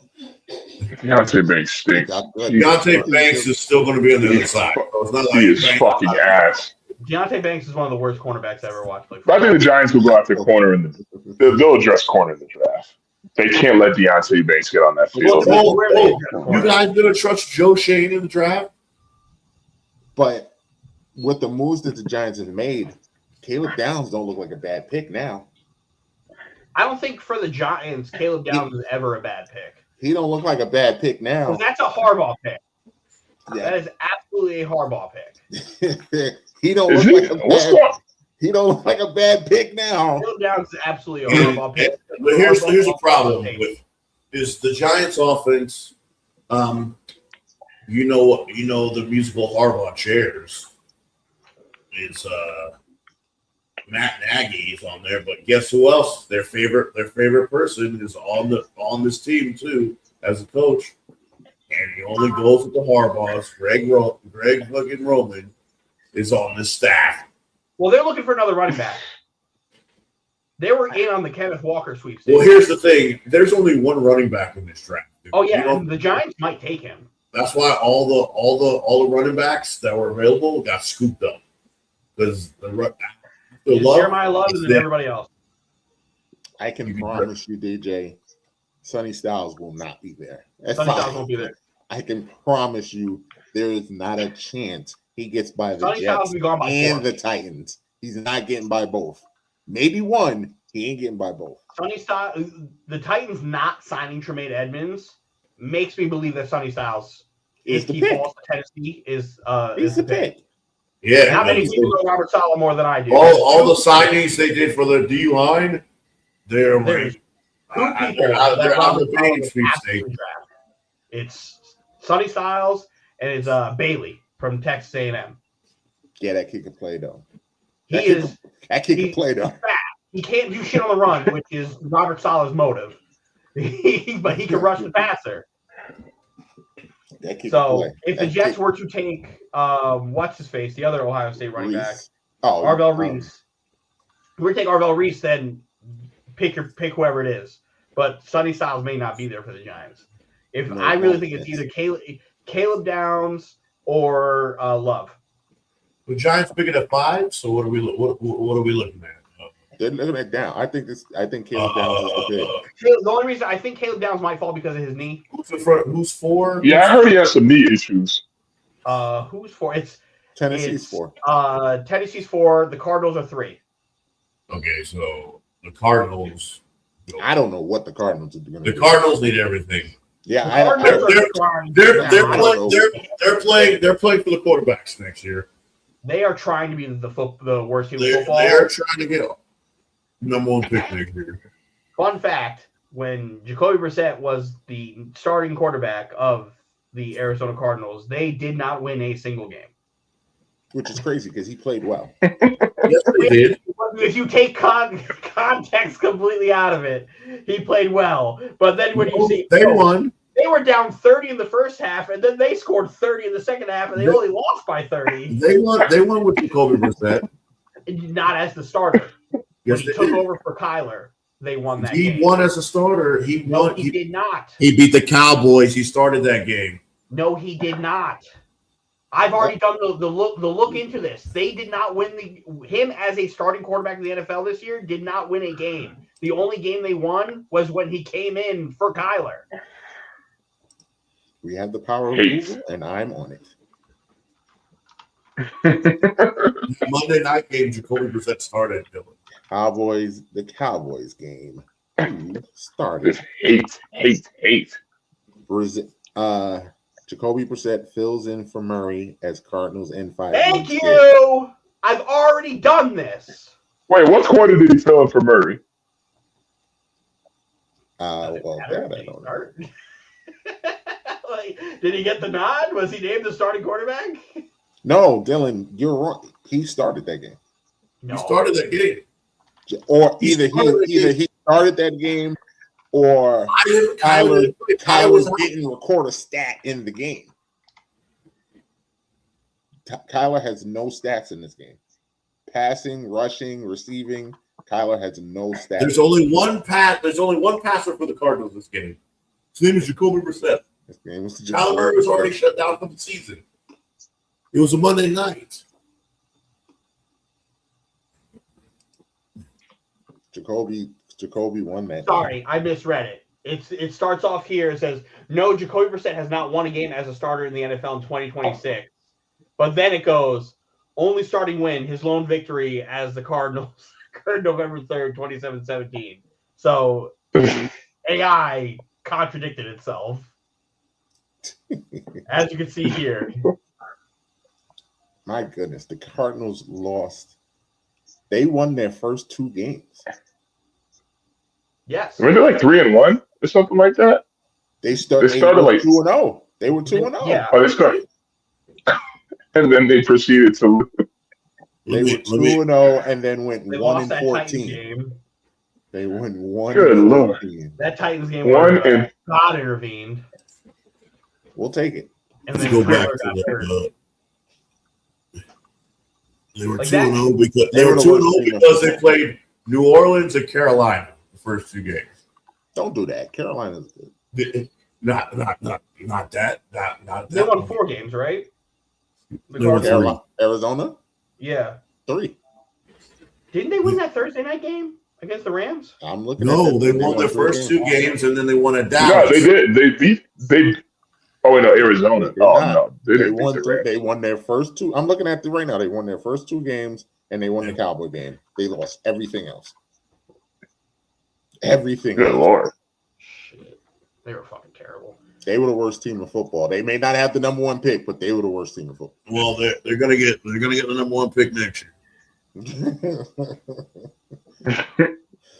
Right. They end up losing that game to Seattle on Thursday. That was that game where fucking Marvin Harrison in the second half was like, wait, I'm supposed to be good at football. Hold on a second. Well, no, Marvin Harrison started getting stats when Jacoby took over.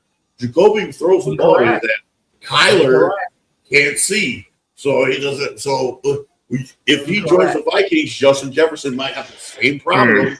Incorrect, because fucking Marvin Harrison led the fucking team in drops. Led the team in drops when Kyler did fucking get him the ball. The problem with Marvin Harrison literally was he was fucking bad at football. He was playing like Kyle, trust me, he was on my bed. Yes, I watched a lot of Cardinal football. Marvin Harrison Jr. was fucking ass. Why do you watch a lot of Cardinal football? Because I have fucking Sunday ticket. Don't get watch us there. No ad. No ad. When you play fantasy football, you got to watch your guys. Yes, I understand that. But you also have to understand that a lot of Marvin Harrison's problems were Marvin Harrison's problem. And a lot of it is Kyler Murray. Kyler Murray, Marvin Harrison's rookie year, he had like 900 and something receiving yards. This year, he had like 600 and something receiving yards. He missed some games. And in the 3 games he missed, he was not going to average 100 yards a game to make up that fucking dip. The only 2 touchdowns that Marvin Harrison caught this year, half of them were fucking from Kyler. So I don't want to hear he started putting up numbers. The only person who really he was better with Jacoby. The only person who really he was absolutely better with Jacoby. Anthony, we've already broken down these stats. It's not true. It's not true. He was statistically worse. And even if he was better with Jacoby Brissett, he was down 30 in garbage time. One of those games was he was starting my fantasy team. I had fucking Jacoby Brissett and I had Trey McBride against Mike. And they were down 34 at halftime. And Jacoby Brissett was like, fuck it, we ball. And the Jacoby Brissett garbage time game made me beat Mike. And that was a game where Trey McBride had like 3 touchdowns and Marvin Harrison had like 6 catches. I don't know what game that was because they didn't score a lot of points. It's got to be. It must be the. I think it was the Seattle game. Yeah, I think it actually might be the San Francisco game. Oh no, the San Francisco. Yep, San Francisco. They were getting fucking waxed. Fucking Jacoby Brissett. 52 yards. You can only do so much when you blink, and then you see your defense already gives up 30. Like shit. Dylan, it was the San Francisco game. Jacoby Brissett. That Cardinals defense was fucking brutal. Does the Cardinals defense get 3 and outs on offense? No, I will argue listen to this. How bad the Cardinals defense is. That is correct. They are terrible, but they don't run the offense. You can get scored on and still score. They were not doing that. That stat line for Jacoby Brissett in that game was fucking wild. And they 47 for 57 for 452 yards, 2 touchdowns, and 2 interceptions. That was a garbage time masterpiece right there. It was a blown out by the second quarter. Blown out by Brock Purdy going 19 for 26 for 200. Imagine that. But Brock had 3 touchdowns. But imagine that. 452 Jacoby and 2 had touchdowns. 2 interceptions where they picked 6. And Dylan is correct. There was a point in this game where they were down 35-10. And that was like the end of the second quarter. No, they were down 25. They were down 25-10 at halftime. But at the end of the third quarter, it was 35-10. Like, your stats look great in a game like this where you throw for fucking 402 yards. There was a point in the game where it was 41-16.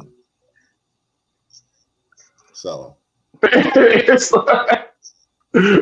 like, literally every game the Cardinals played in was garbage time. They were the masterclass of fucking. Yeah, but part of how you get to that point is when the defense is just letting every and anyone score. Like, you still have to play offense. Whether they the gave defense up is scoring, 44, 41, 45, 40. no, I get that, but 37. That defense was putrid. and then they're scoring 17, 17, 20, lost 40-20, 26-19, 37-14. Like, you have to score points. They scored 14 on that trash-ass Bengals defense. Exactly. Exactly. Justin Fields scored more points than the fucking Cardinals did against the Bengals. And this is when Trey Hendrickson was hurt. Like, their best player didn't play. Like, I don't want to hear shit about Jacoby Brissett being like this fucking, the offense ran better. They were in garbage time every fucking game. Every fucking game they're in garbage time. So the offense ran better. I just say his connection with Mark Harris was better. Again, that's also statistically not true. Not true. I know what I saw with my eyes. You're reading the stats. I'm telling you. I'm watching the games. I'm watching the games. Him and Kyler didn't have a connection. Harrison was so good, they would be involved in these. Him and Kyler didn't have a fucking connection. Kyler would still be on the fucking team. Kyler would still be there. Ball. There's a clip this year where Kyler throws the ball to Marvin Harrison 45 yards down the field. The ball hits Marvin Harrison right here in his chest, and he drops it. I don't understand how it's Kyler Murray's fault. When you're wide open, the ball hits you right here in your hands, chest level, and you drop it. You can't do that and tell me Kyler Murray and him don't have a connection. They have a problem because that fucking wide receiver was ass. Or all those fucking throws that he overthrew his ass on the fucking sideline. Or he didn't see him because he can't Kyler Murray ruined Marvin Harrison Jr. Marvin Harrison Jr. ruined Marvin Harrison Jr. Because even you, before when he's open, Kyler misses him, or he doesn't see him, or he drops the sideline, or he drops the ball. Congratulations, it happens once, but I bet there were more fucked up throws from Kyler than there were drops from Marvin Harrison. One guy leads the team in drops. That's a problem. Anthony's trying to be revisionist history here, but that Thursday night game when they were playing the fucking Seahawks, literally, Anthony goes, somebody needs to figure out what the fuck is wrong with Marvin Harrison Jr. He sucks. I don't know how you caught it straight there, Anthony. I don't know how you caught that straight. He wasn't even in that argument, Anthony. I don't know how you caught that. Saying, oh, Kyler Murray ruined Marvin Harrison, but then was saying, hey, Marvin Harrison fucking sucks. And then we all agree he struggled early on in the season. Because he was dropping balls and fucking being bad. Yeah, but Kyler Murray wasn't throwing the best passes with Dylan. Again, this is not the Kyler Murray's this perfect quarterback, but you know what makes it very difficult for a quarterback wide receiver connection? When the receiver doesn't. Quarterback's like 5'10". Well, you talk about the drops, but what about the overthrows? What about all that? Again, you're going to have those. But you act like Jacoby Brissett didn't do that too? Like, why are we acting like that? Why are we acting like Jacoby Brissett look better with Jacoby? No one's saying Jacoby's better. It just felt like they had a better connection. Maybe because you could see over the line. Cardinals Twitter loves Jacoby Brissett. You guys have not had a decent quarterback since fucking what? Kurt Warner? Eli Manning's never getting in the Hall of Fame. He's the most below average quarterback of all fucking time. And we're sitting here saying that a Jets fan can't tell you about a bad quarterback? Newsflash, I can tell you all about bad quarterbacks. All about that. If you take away Eli Manning's Super Bowl rings, is he a Hall of Famer? No. That should answer. You don't win those Super Bowl rings. Eli Manning's not a Hall of Famer. That should answer your question. I'm sorry. That should if you answer take your away question. Tom Brady's 7 Super Bowl rings, is he then not the GOAT? Like, what kind No, of but he's question still a is Hall of that? Famer. No, Like, what are you Still a Hall of talking Famer. Yeah, it's He true. Tom, I don't think that's a good. I don't think that's a good comparison. If you take away his rings, so he should be able to make the Hall of Fame without the rings, right? No, he's not a Hall of Famer. He's not a Hall of Famer with the rings. Going in the Hall of Fame. No, if he was a Hall of Famer, what, Mike, what did Eli Manning do? He's only had 4 winning seasons as a starter. You name me the He's made like 1 Pro Bowl. He's never made an All-Pro. Who's not in the Hall of Fame with 2 rings? Eli, the last 3 years of his career, he was bad. There's not one. There's not one. Oh, Mike, I forgot. Euro wins is a quarterback stat guy. Eli Manning doesn't have a winning record as a quarterback. Cool. He still has. What 2 did he do? rings and He's 2 never led the league in Super Bowl it. He's MVP. never led the league in anything. Oh, he Daniel has Jones led the in the league Hall in of Fame with interceptions no 3 Super Bowl times. rings. John Elway would be in the Hall of Fame with no Super Bowl rings. Tom Brady So, would be in the Hall of Fame with no Super Bowl rings. Dan Marino was in the Hall of Fame, right? Tom Brady, You would consider Dan Marino a Hall of Famer, right? I would. Okay. What did Eli do compared to Dan Marino? He won 2 Super Nothing. Bowls. He That's lost. what he did. He lost. That's what he did. He won 2 Super Bowls. That's what So he did. are we? So we're gonna put Nick Foles in the Super Bowl on the Hall of Fame because he won a Super Bowl. Does he have 2? We're gonna put Nick Foles. Nick Foles has a ring. You want to put him in the I'm Super asking, Bowl? does he have 2? I'm telling you, Eli is getting in because he has 2. He doesn't have. He's not getting in. Why didn't he get in this multiple. year? He has He's not getting in multiple. here. Not at He's any not point. getting in. He He's was not getting never. in this year He was because never the a NFL top has the 5 or dumbest top 10 best quarterback when he fucking played. The NFL has the dumbest rules. Let's to get all in the name the Hall of Fame quarterbacks. in Let's any all sport. name the quarterbacks that were better than Eli Manning when he played. You want to play that game? Let's name them. We can name. You can name as many quarterbacks as you want. None of them have anything to do with Eli's career. Hey, Brett The Favre. question is, Brett did Favre- Eli Brett have Favre a has Hall one of Fame Super Bowl. career? Brett Yes, Favre has he won did. in the Hall of Fame. No, he didn't. He didn't have a Hall of Fame career.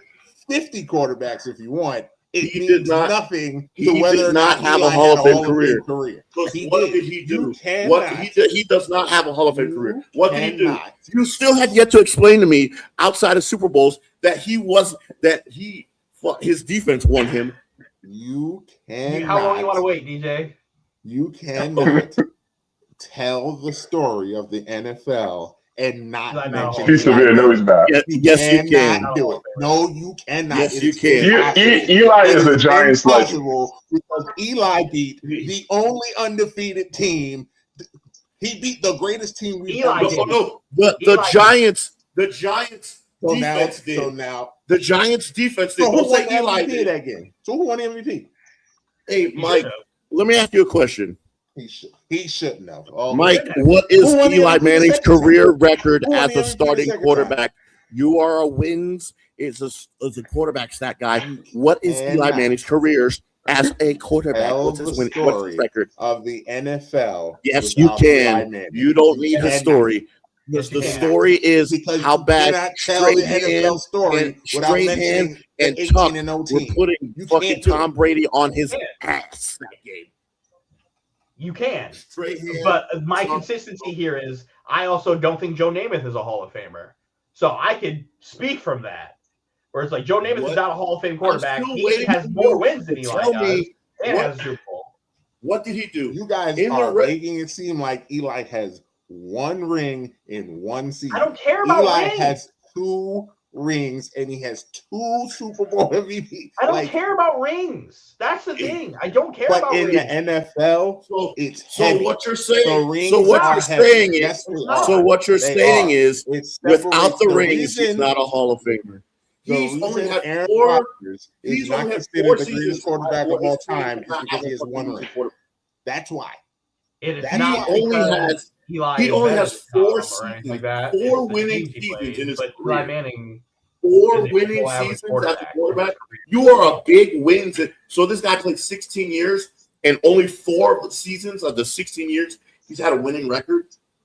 You are a big wins as a quarterback stat guy. Shut the fuck up. He's not a Hall of Famer. And he's still going. Why is he not in? Why is he not in? Still Why is he not in right going. now? When? When's he getting in? Hold on. When's he getting in? He's not in right now because, When's he like I getting in? said, the Why NFL couldn't he has get the in this year? stupidest Why rules. couldn't he get in this year? Because they have the stupidest rules to get into the Oh, Hall of Fame. because he's It is not the a exact good reason quarterback. why fucking Bill Belichick is not going into the Hall of Fame right now, which is the dumbest thing any of us not. have That is ever stupid heard. as fuck. He's a They cheater. don't put losers. He cheated. And that is not why he's not in. Nah, Dylan, that's no. Belichick not being this bullshit. Why It's isn't he complete in? bullshit. He's not So in. you're You're going gonna put in a quarterback. You're going to put in a quarterback who's never been in all He's one of the greatest coaches of all time. He's not. Who also Bill Belichick is not going in the Hall of Fame. This because guy those writers played in the thought league with Tom that Brady. they were splitting the Peyton vote Manning. between him and Kraft. And what ended up happening, because you can only pick one of them, because we have this stupid system where only one can get in No, this Mike, that's category. wrong. They don't That's have why that's not They true. split the. They didn't. That's not split true. They don't have a category like that. Yes, They they could have do. both gotten in. They They could could not have have both both gotten got. in this year. They didn't get in as Kraft is going in as a contributor, They could have both gotten in, and he could get in as a coach. You both could get in. but Belichick did not get in because of the votes for Kraft. Well, so they thought. So they No, thought. Tom Brady has a in? career that would stick out even without his rings. Because he compiled a bunch of stats. Yes, and wins. That's cool, but you can't But, tell okay, the and story. accolades and You awards. can't, you How can't many tell the MVPs story of the Here's NFL the without thing. Tom Brady. How many right? MVPs does Eli Manning have? It's Zero. not- well, he has None. two- Zero. he has Thank two you. Super How Bowls. many all pros we is don't- Eli Manning? We don't I'm care taking about. if I'm taking Tom Brady's 7 away, I'm taking Eli's 2 away. Right? Tom That's Brady pretty still has fair, 3 right? MVPs. How many That's All fair. Pros? How many all pro teams has Tom Brady made I don't. compared to Eli? Eli made I'm sure it's 0 more. all pro I'm sure teams. it's more. It's significant. 0 all pro teams. 0 All Pro. Like if I could take away Tom Brady's Super Bowls, I could take away Eli the Manning's guy Super made Bowl. 1 Pro Bowl, 1, Pro Bowl. Who cares about the Pro Bowl? but no, 1 Honestly- Pro Bowl, 0 all pros. he never made an All Pro team at all. Like this Again, to me, this statement again It doesn't is all I matter. need to say. You cannot convince me. You cannot tell the story of the NFL without. I think Eli's a Giants legend. He'll be etched in Giants He history, can, but he can be in the Giants Hall of Fame, but not in the NFL Hall of Fame because he wasn't a good quarterback. You have to I would take. love to. You have. yeah, he's actually no. That's I totally But that's why I completely agree. Like he should be. He's absolutely Giants lore legend, first ballot Giants Hall of Famer, all that. To focus on his career as a whole, and his I career as a guarantee you whole, Phil Rivers gets in before Eli Manning, and Phil's Yes. time just got reset.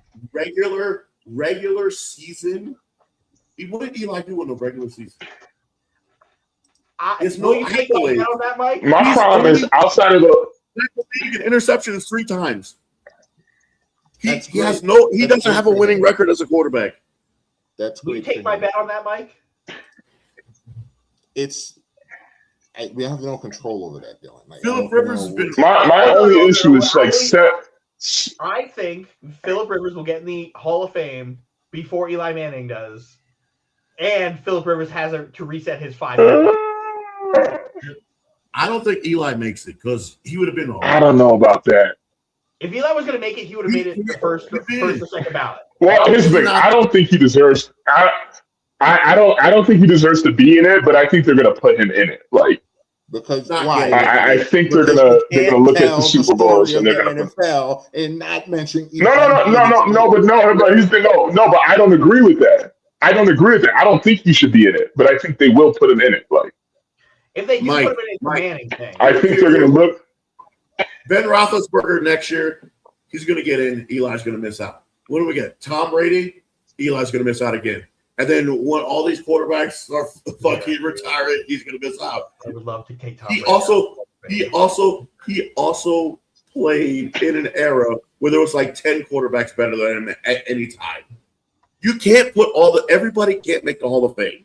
Everybody can't make it. Yeah, but Steve, I think they're going to put Eli in. I think he's going to get in off those 2 Super Bowls. They would have put him in already. It's gonna be a long. If Eli does get in, we're gonna be older. No. And by the way, Some of us might be dead if now Eli. we're going down the rabbit hole. Since we're doing all of this with the stats, you're only giving wins and losses. That's your only thing. He led the league in interceptions. That's cool.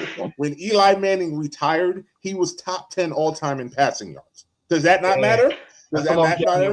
Oh, it's longevity. So now we're going to start finding excuses. Okay, we're going to start.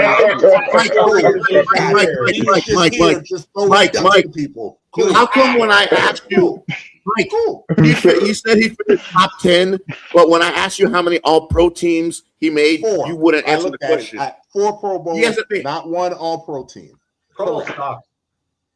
It's still on this. Is it on? Pro Bowls don't matter.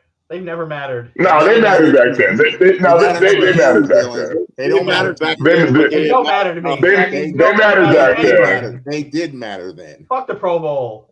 They mattered back then. They mattered back then. Drew Huntley is a Pro Bowler. He wasn't the person that the Pro Bowl. I'll tell you that. Shador Sanders is a Pro Bowler. They asked Justin Fields to be part of the Pro Bowl. He wasn't the starting. I don't know what that is. No, because everything I named was right. I just think there's nothing wrong with just being a Giants legend. We'll get into the Hall of Fame before Eli Manning bet. See how Phillip Rivers' clock is that. I would take that bet because I don't think that's going to happen. Because Phillip Rivers is a Hall of Fame quarterback, just didn't win no ring. Just no rings. Again, I'm just going off of what I think the NFL is going to do. I think Eli's eventually going to get it, definitely before Phillip Rivers. Oh, I'm sorry, and since we're here, and I'll further add to it. When he retired, Eli Manning was also top 10 all time in passing touchdowns. But bum. He was awful the last 4 years. So we're just going to keep taking stats away from him. Mike, two-time Super Bowl champion, a two-time Super Bowl. He's only had 4 winning seasons as a quarterback. So all those stats are garbage time stats because all his teams suck. We're going to now just say everything's garbage time. Everything's garbage time stats. He has 4 winning seasons. He has 4 winning seasons as a quarterback. 4 winning seasons. So those 12 seasons where he had a losing record, what were his stats those years? Ooh, that's great. Where I mean, he was games. also bad his last 4 years. We can't sit here and say he wasn't. He was bad. He was terrible. So terrible, he got benched. For Geno Smith. Right. God, why this man keeps popping up? Rightfully so. Shout out to Geno Smith. Forget how bad he Can't wait for Geno to retire. I'm so tired of him. He's in the top 10, yeah. In 12 seasons where he had a losing record, he wasn't he was stat padding in his Frank garbage Gore time. did the same thing. Frank Gore retired like top 5 rushing when he just hung around for 7 years. Top 3. He finished top 3. Yeah, Frank Gore was hanging around just to get to that. Eli had this little starting streak that they didn't want to break. I have to make my starting streak so I can catch up to Brett Favre and tie his streak. But my team sucks because of me. Let me throw 4 more picks and have 500 more yards, and we're still gonna lose. It's the truth. Your owner's in the Epstein file. Shout out to Eli. I have nothing else to say. Eli, we love you here, man. No, we don't. No, we don't. Clearly not.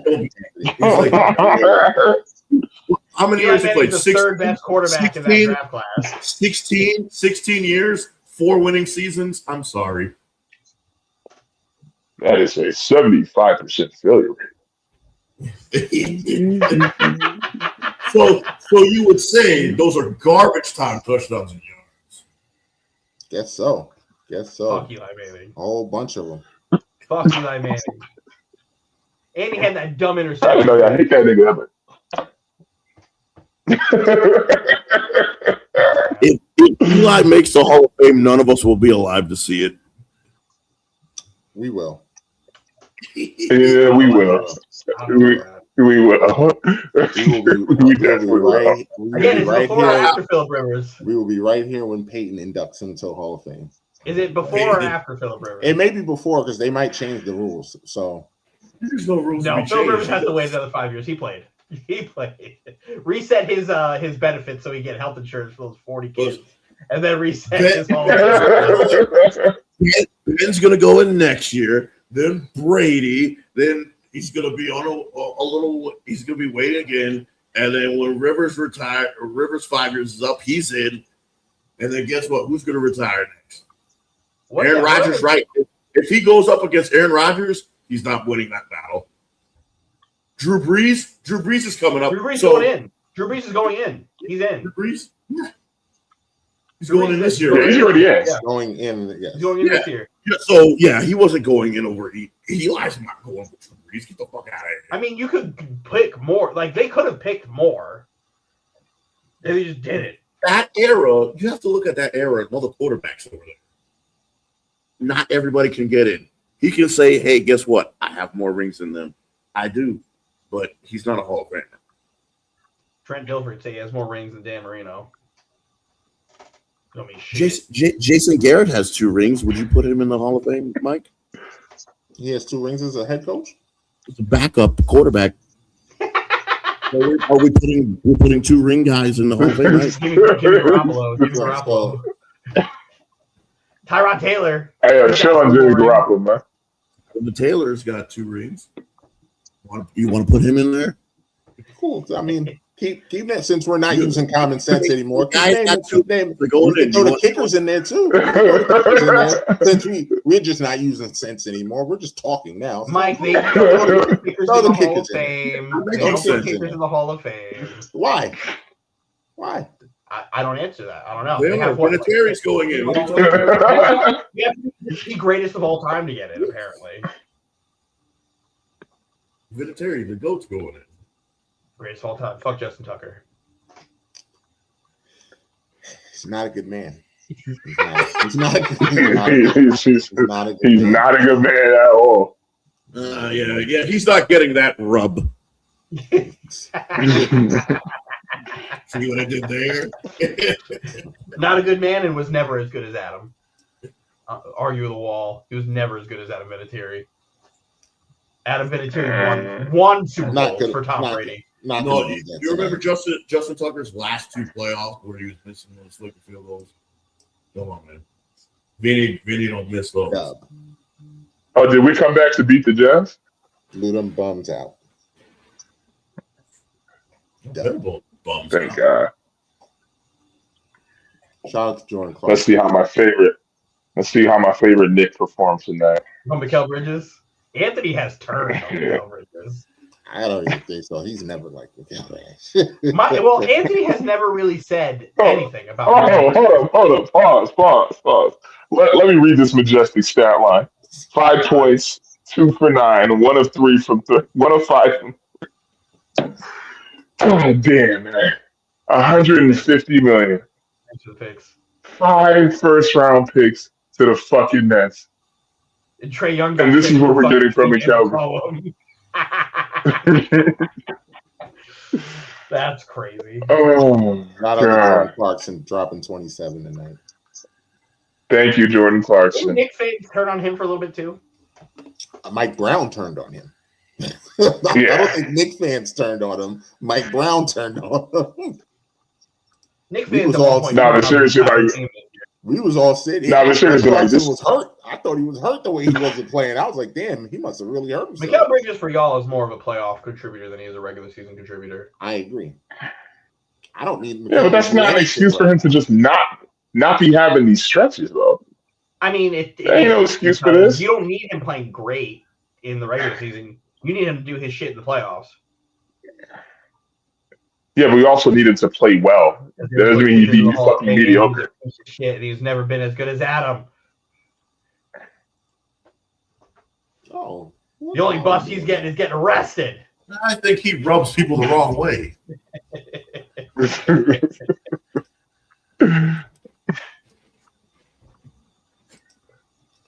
In this house, we hate Justin Tucker. Adam Vinatieri. You cannot. Justin Tucker has never made a kick outside of him breaking the freaking longest field goal or any pressure that fucking Vinatieri did. Kickers are such a different criteria. That snow kick, the snow game kick is the greatest kick of all. I don't have the time or patience to look like into the only Justin Tucker's. criteria you have to Mike, he has no fucking. Come on, you can't argue the rings. With kickers is so hard where you have to see like. That man was on a run with freaking being clutch and winning games. Like three of those New England Super Bowls are the first three until the end of his career. Adam Vinatieri at the end of his career was still knocking down field goals. Justin Tucker, his last year was fucking terrible. Trash. He was fucking abysmal. And then all his bad shit came out. So like, well, we got a real easy way to cut our losses here.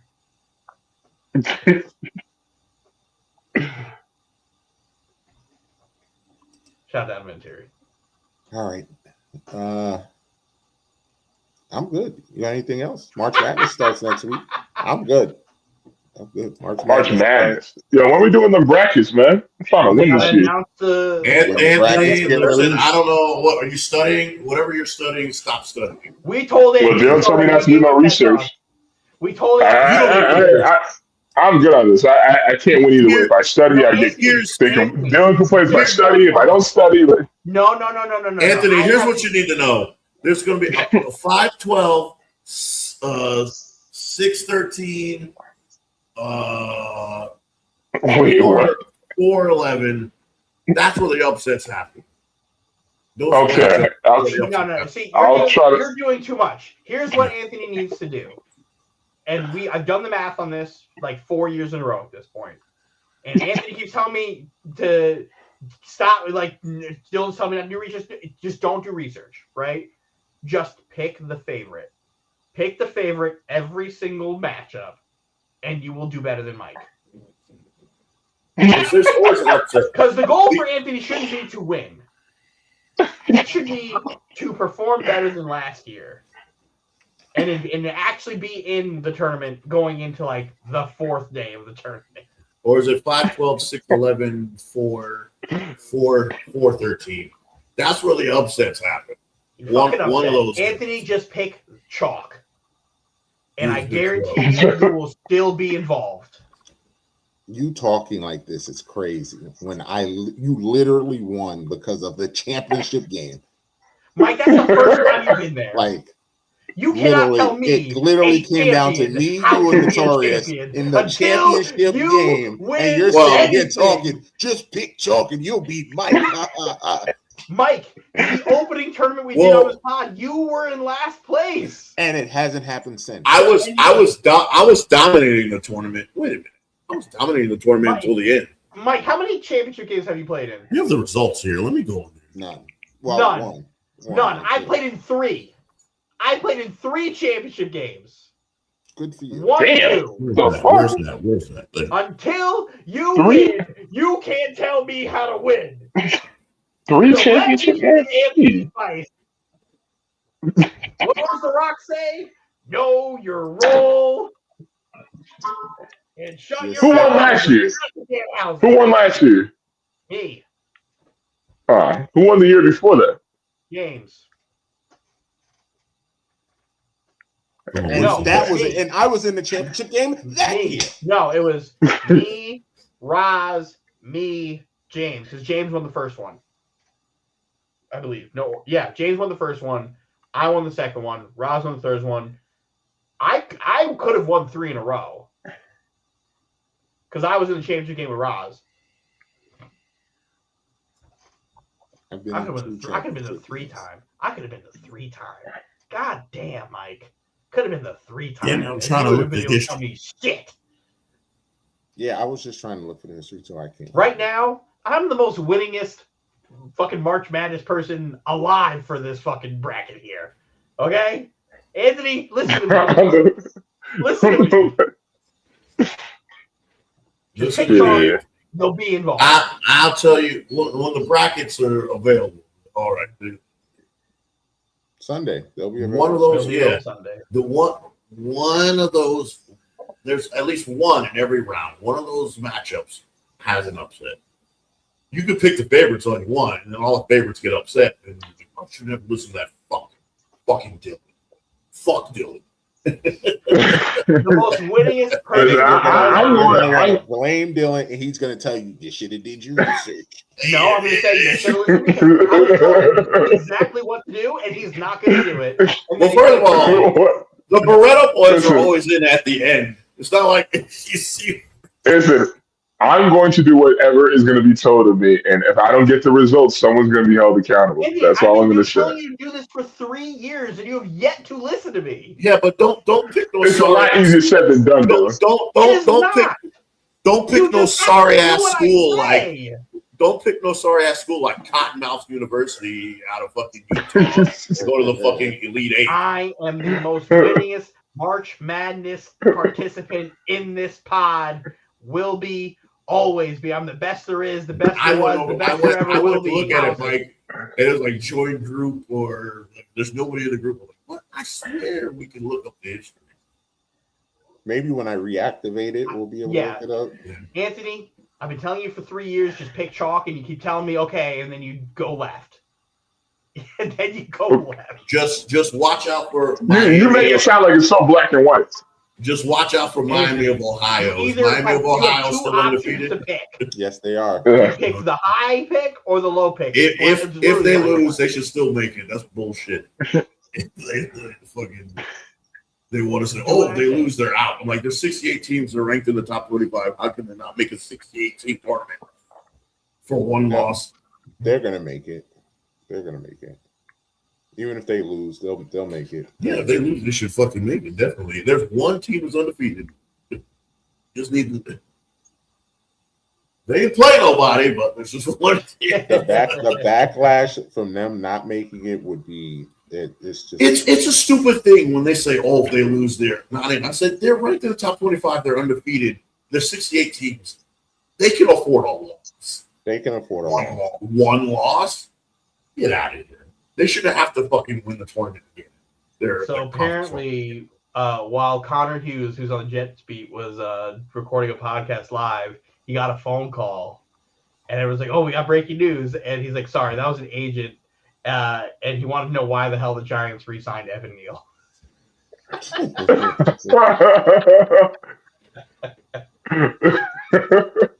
Yeah, I'm like, oh, guess they see something in them.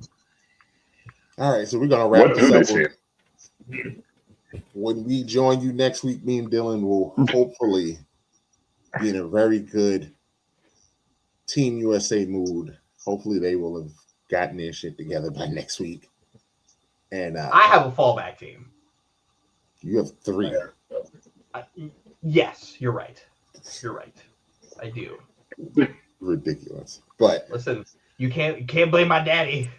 Shout out to Esteban. Back to back. But more champions.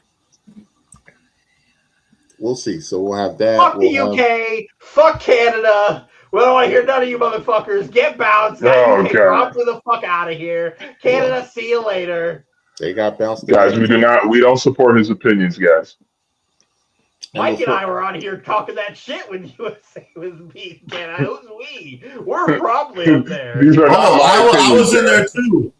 I was like, you would have won a gold medal if you became a state. These are not my opinions, guys. These guys right here. I'm very much. You would have won a gold medal if you became a state. I very much defend the 6. All right, I don't resonate Canada with these is guys. not the 6. Canada is Canada. Toronto is the 6. Is Toronto not in Canada? You don't give a fuck about Ontario. You don't give a fuck about. The Canadians are still upset about that. The Canadians are still upset about that loss, and we've moved on. And that's what really fucking pisses them off. about The Canadians are all pissed. Listen, they'll forget about it. They'll forget about it by tomorrow. You don't give a fuck about that. You don't care about fucking Manitoba. You don't give a fuck about all these places. Vancouver. You don't care. You care about Toronto. Ottawa. Toronto's in Canada. Yeah, you care about Toronto. You don't care about Canada. You can't Calgary. You can't name any cities. British Columbia. Edmonton. What you know about? You don't know Edmonton? where they speak French and where they don't. You fucking loser. You fraud. Listen, Drake is from Toronto. Drake is from Canada. I'm gonna rep Canada. All right, simple as that. I fuck with SGA. I fuck with SGA. He's the best player in the league. Treason. He's from Canada. Treason. Complete treason, but you don't know. You also fuck with Tory Lanez too. He's also from Canada. You don't know nothing about Saskatchewan. That one. What? Exactly. What do you know about Saskatchewan? Do you know? Exactly. Manitoba. Fake ass Canada fan. Winnipeg.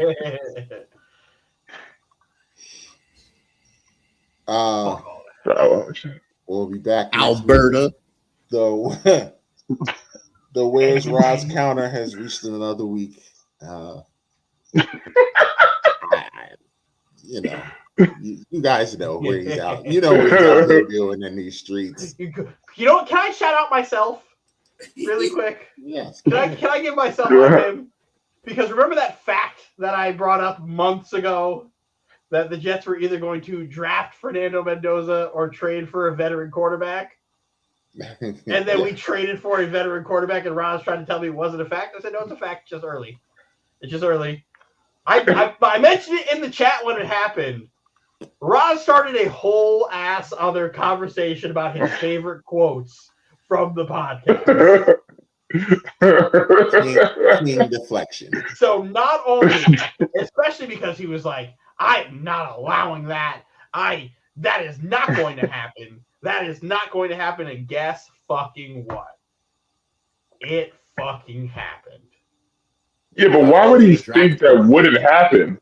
Because I left specifically one lane open, which was free agency. I left that open because I knew the Jets were not going to be getting their starter that way. We're investing too much money in other people's quarterbacks. You are not just going to sign guys to $15 million contracts. Not going to happen. We're going to draft a quarterback in one quarterback draft, and you guys don't have the first pick. And I told him this when Dante Moore was still iffy before he even said the rumors started popping up that he was coming out, and then he did it. I said this: I don't think he's coming out. The Jets won't draft another quarterback. He was like, "Oh, what if they draft Ty Simpson? What if they do this?" I'm like, "The Jets are not drafting Ty Simpson. They're not going to be drafting any of the other guys. Like I promise you, it's Fernando or nobody." To be fair, shout you out to me. Left yourself. You couldn't be wrong. I know. I did that to him on purpose.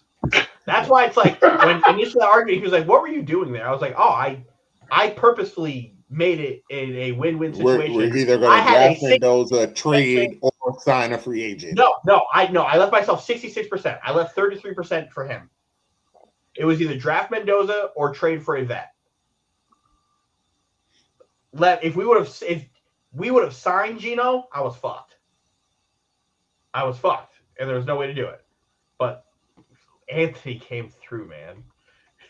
Anthony came through, and he said, "Here's Geno Smith, and we'll pay all of his contract." That's the kicker.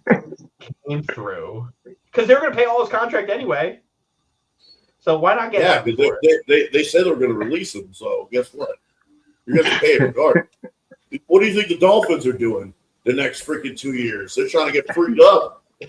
Dylan, that should tell you how we feel about Gino, by the way. I mean, you were cutting him, so who cares? I don't really care how y'all feel about Gino, to be honest.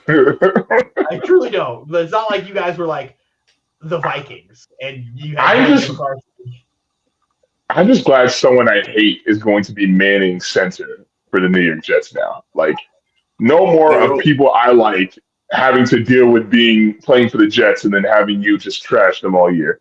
Finally, it's just bad for people. We all I never wrote back. It's better for me to have players on my team that you don't like, because the players you like suck. I'm totally okay with that. That's just a straight insult right there. Yes. He says you have no eye for talent, Anthony. Like I can't defend Justin Fields like that, but Rodgers, you're just so wrong about Rodgers. Like, I'm not. And this year should tell you. Rodgers was not good with us. We did everything Rodgers wanted. We did everything Rodgers wanted. Most of his stats were in.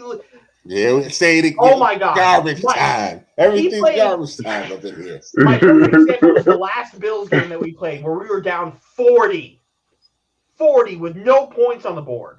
No points on the board. And Aaron Rodgers put up like 250 yards. And then Tyrod Taylor comes in with the blitzing. Tyrod Taylor immediately threw our first touchdown of the game. When the games were close, he wasn't putting up numbers. He was bad. He was bad in close games. Great in games we were either like blowing out or fucking getting dog walked on. I'd probably say like 900 of his yards and 6 of his touchdowns came in garbage time. Top 5 Jets season ever. Hey, Patriots might make a move. Anybody have anything for I'm him? Danhausen. Very good comment. Very nice, very evil. Listen to my demand. I want my face on the bus, WWE Hall of Fame, and a mentor to win a title. The I am him is freaking Bam Adebayo. Take your 83 points, rub it in everybody's fucking face. Fuck you. No one alive on earth has scored more points than you in the NBA game. Nobody dead has scored more points than you in the NBA game either. And while we're on it, I just want to play this. I just want to put this comment up from earlier just for Anthony. Oh, did you have a comment, Anthony? Because I just wanted to say something. Because one thing that kind of got swept under the rug yesterday was fucking Campaign had a phenomenal game. That same exact day, he had like 32 points. He was lights out from 3, and that pissed me the fuck off so much. Because for whatever reason, I'm glad you highlighted Campaign. Shout out to Bam. Like for Campaign to drop 32. Anthony, a dead clock is right. 32 is not 83. Yeah. We're gonna talk about somebody who scored 50 points less than somebody else. Listen, there's more context to it. It's a bad day to have had a career day. It's a bad day. A bad day to have a career day when you're doing it the same day. Bam scores 83. Imagine anybody who fucking put up 50 points the same day Kobe scored 81. Doesn't matter. Didn't happen. Nobody else knows. History shows us that game is the only game that happened that day. But I do want to get Anthony. Any thoughts on this comment here? Any thoughts on this? We got 83 from Bam before we chop. Listen, I keep hearing Iceman coming soon, but that's all I keep getting. I mean, coming soon. I'm hearing April 3rd. That's what I'm hearing. Coming soon since December is it's not December coming 23. Yeah, I'm hearing April 3rd. Like I said, it's coming any moment now. I don't know if DJ's still in the chat. You got any insider news on when this great Iceman album's coming out? I'd love to know. So great. It's so great. Ice is gonna. But honestly, I don't mind just Drake taking time with this rollout, because at the end of the day, when it comes out, everything's going to shut down. And I'm cool with that. When? I'm cool with that. When? I don't know when. No, I think you're saying that to Notorious, right? Yeah, when? Oh. Flashbacks. Yeah, I mean, Finally. it's in its final We know stages. the You guys are album's just coming. impatient. But when? It's not Why is it when it comes to GTA 6, we can wait 20 years, but when it comes to Iceman, we got to rush it? because Like, if you're telling me something's coming soon, you usually understand that that's relatively soon. yes. Right?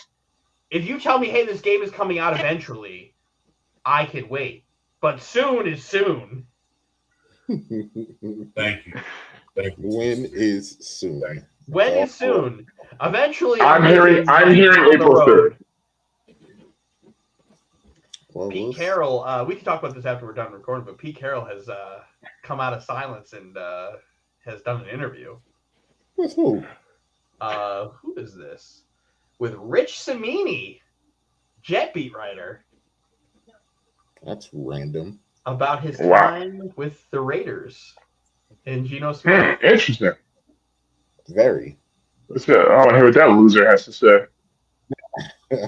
He's taking complete responsibility of everything. He better take responsibility, stink ass.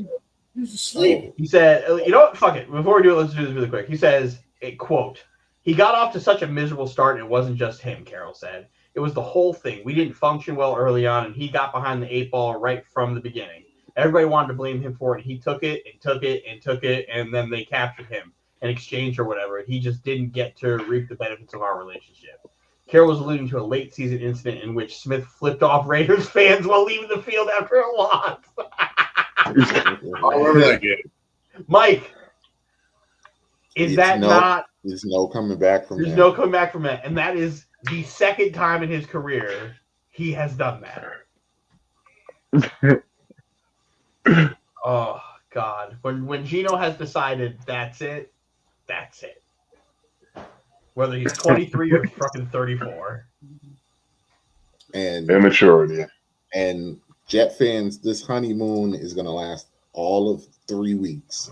And he's going to be right back in the same hell that he was in the first. You are going to be hand delivered Archie Manning on a silver platter. I promise. Get another Red Dead Redemption before we get Iceman. I think this Geno is definitely a little bit more mature, but Spider-Man 3 will be here. I don't think Jet fans want Geno to do well. Do you want him to do well? I don't really care. I really don't care. I think it'll be a cool story if he does well. But like, we're in a really lose-lose situation where it's like if he does anything remotely close to what he did in Seattle, we're out of a quarterback. So that's like, okay. That's mediocre purgatory. Yeah, mediocre purgatory for the Jets are like it's a win, apparently. But then that saves Aaron Glenn's job, and now we're stuck with 36-year-old Geno Smith. Especially if they think they can get Tomlin next year. Yeah, like the only world in which Aaron Glenn doesn't get fired is if they win like 9 games. Which any team is going to have to give up whatever the draft compensation is going to be for him. And the Jets got it. So it would really be better for the Jets if they don't win 9 games. But so we can move on. But I wish Geno the best of luck. I hope he is a mature adult. Yeah, I've heard this before. But for who? Yep. Aaron Rodgers. I wish him the best of luck. I hope he does great. I wish Justin Fields the best of luck. I hope he does great. The difference between this and those is I hated those moves immediately. I hated those moves immediately. This one I'm very indifferent for. I hope Geno is better this time. I want him to repair his image so he doesn't have that nice little full circle moment. Dylan never hated Geno when he played the Jets the first time. He hated the coaching staff. Oh yeah. I thought Geno was electric when we had him. And then when Michael Vick came in, they were like calling different plays. They weren't calling the plays with Vick like they were calling for Geno. It was unreal. Isn't that the exact excuse you gave me for Justin Fields and Tyrod? No, because the play calling wasn't different. That's the difference. The play calling was not different. They made that playbook for Justin Fields. That's the difference here.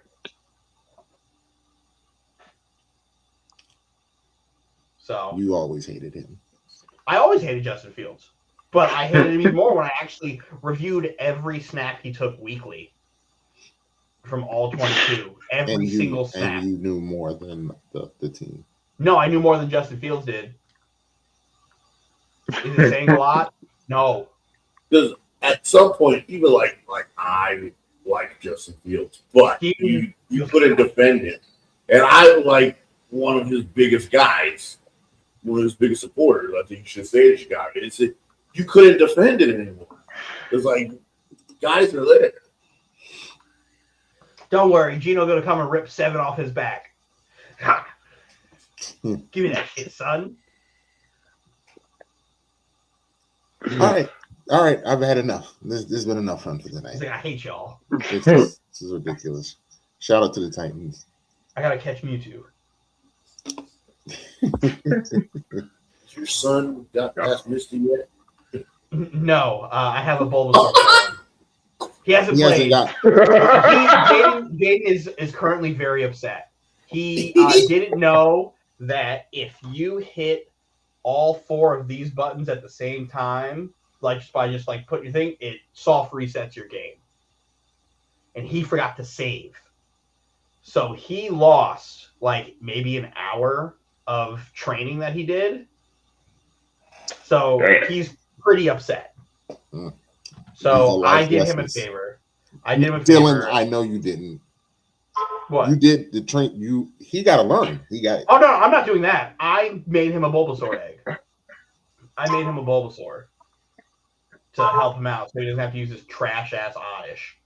So I made him a Bulbasaur that he. Oddish is trash. Oddish compared to Bulbasaur?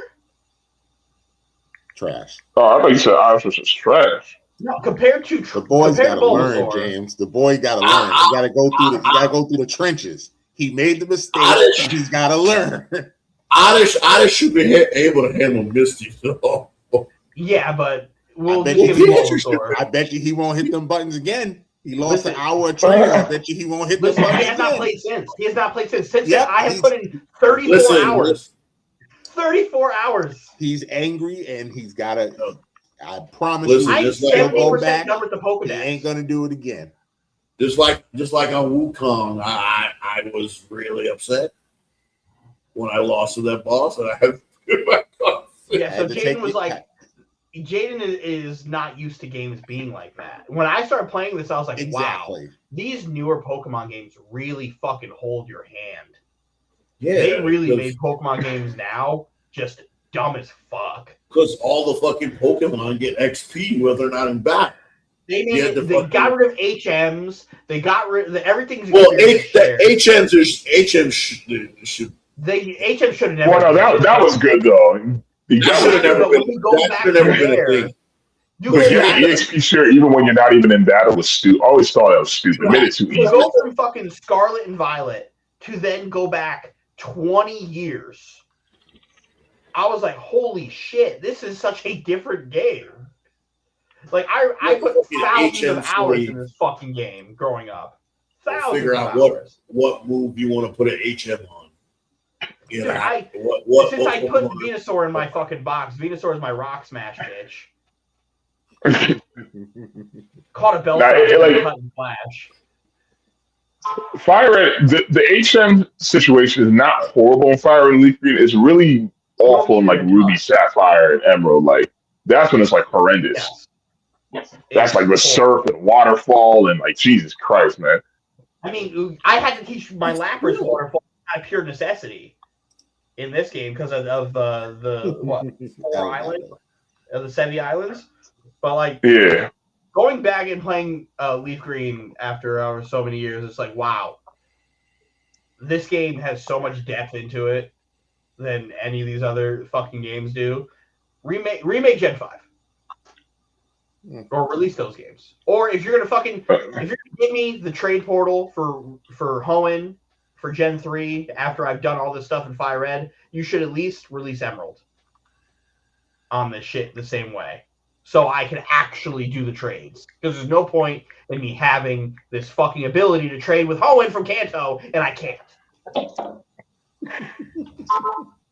Release Emerald. That one's for you, Anthony.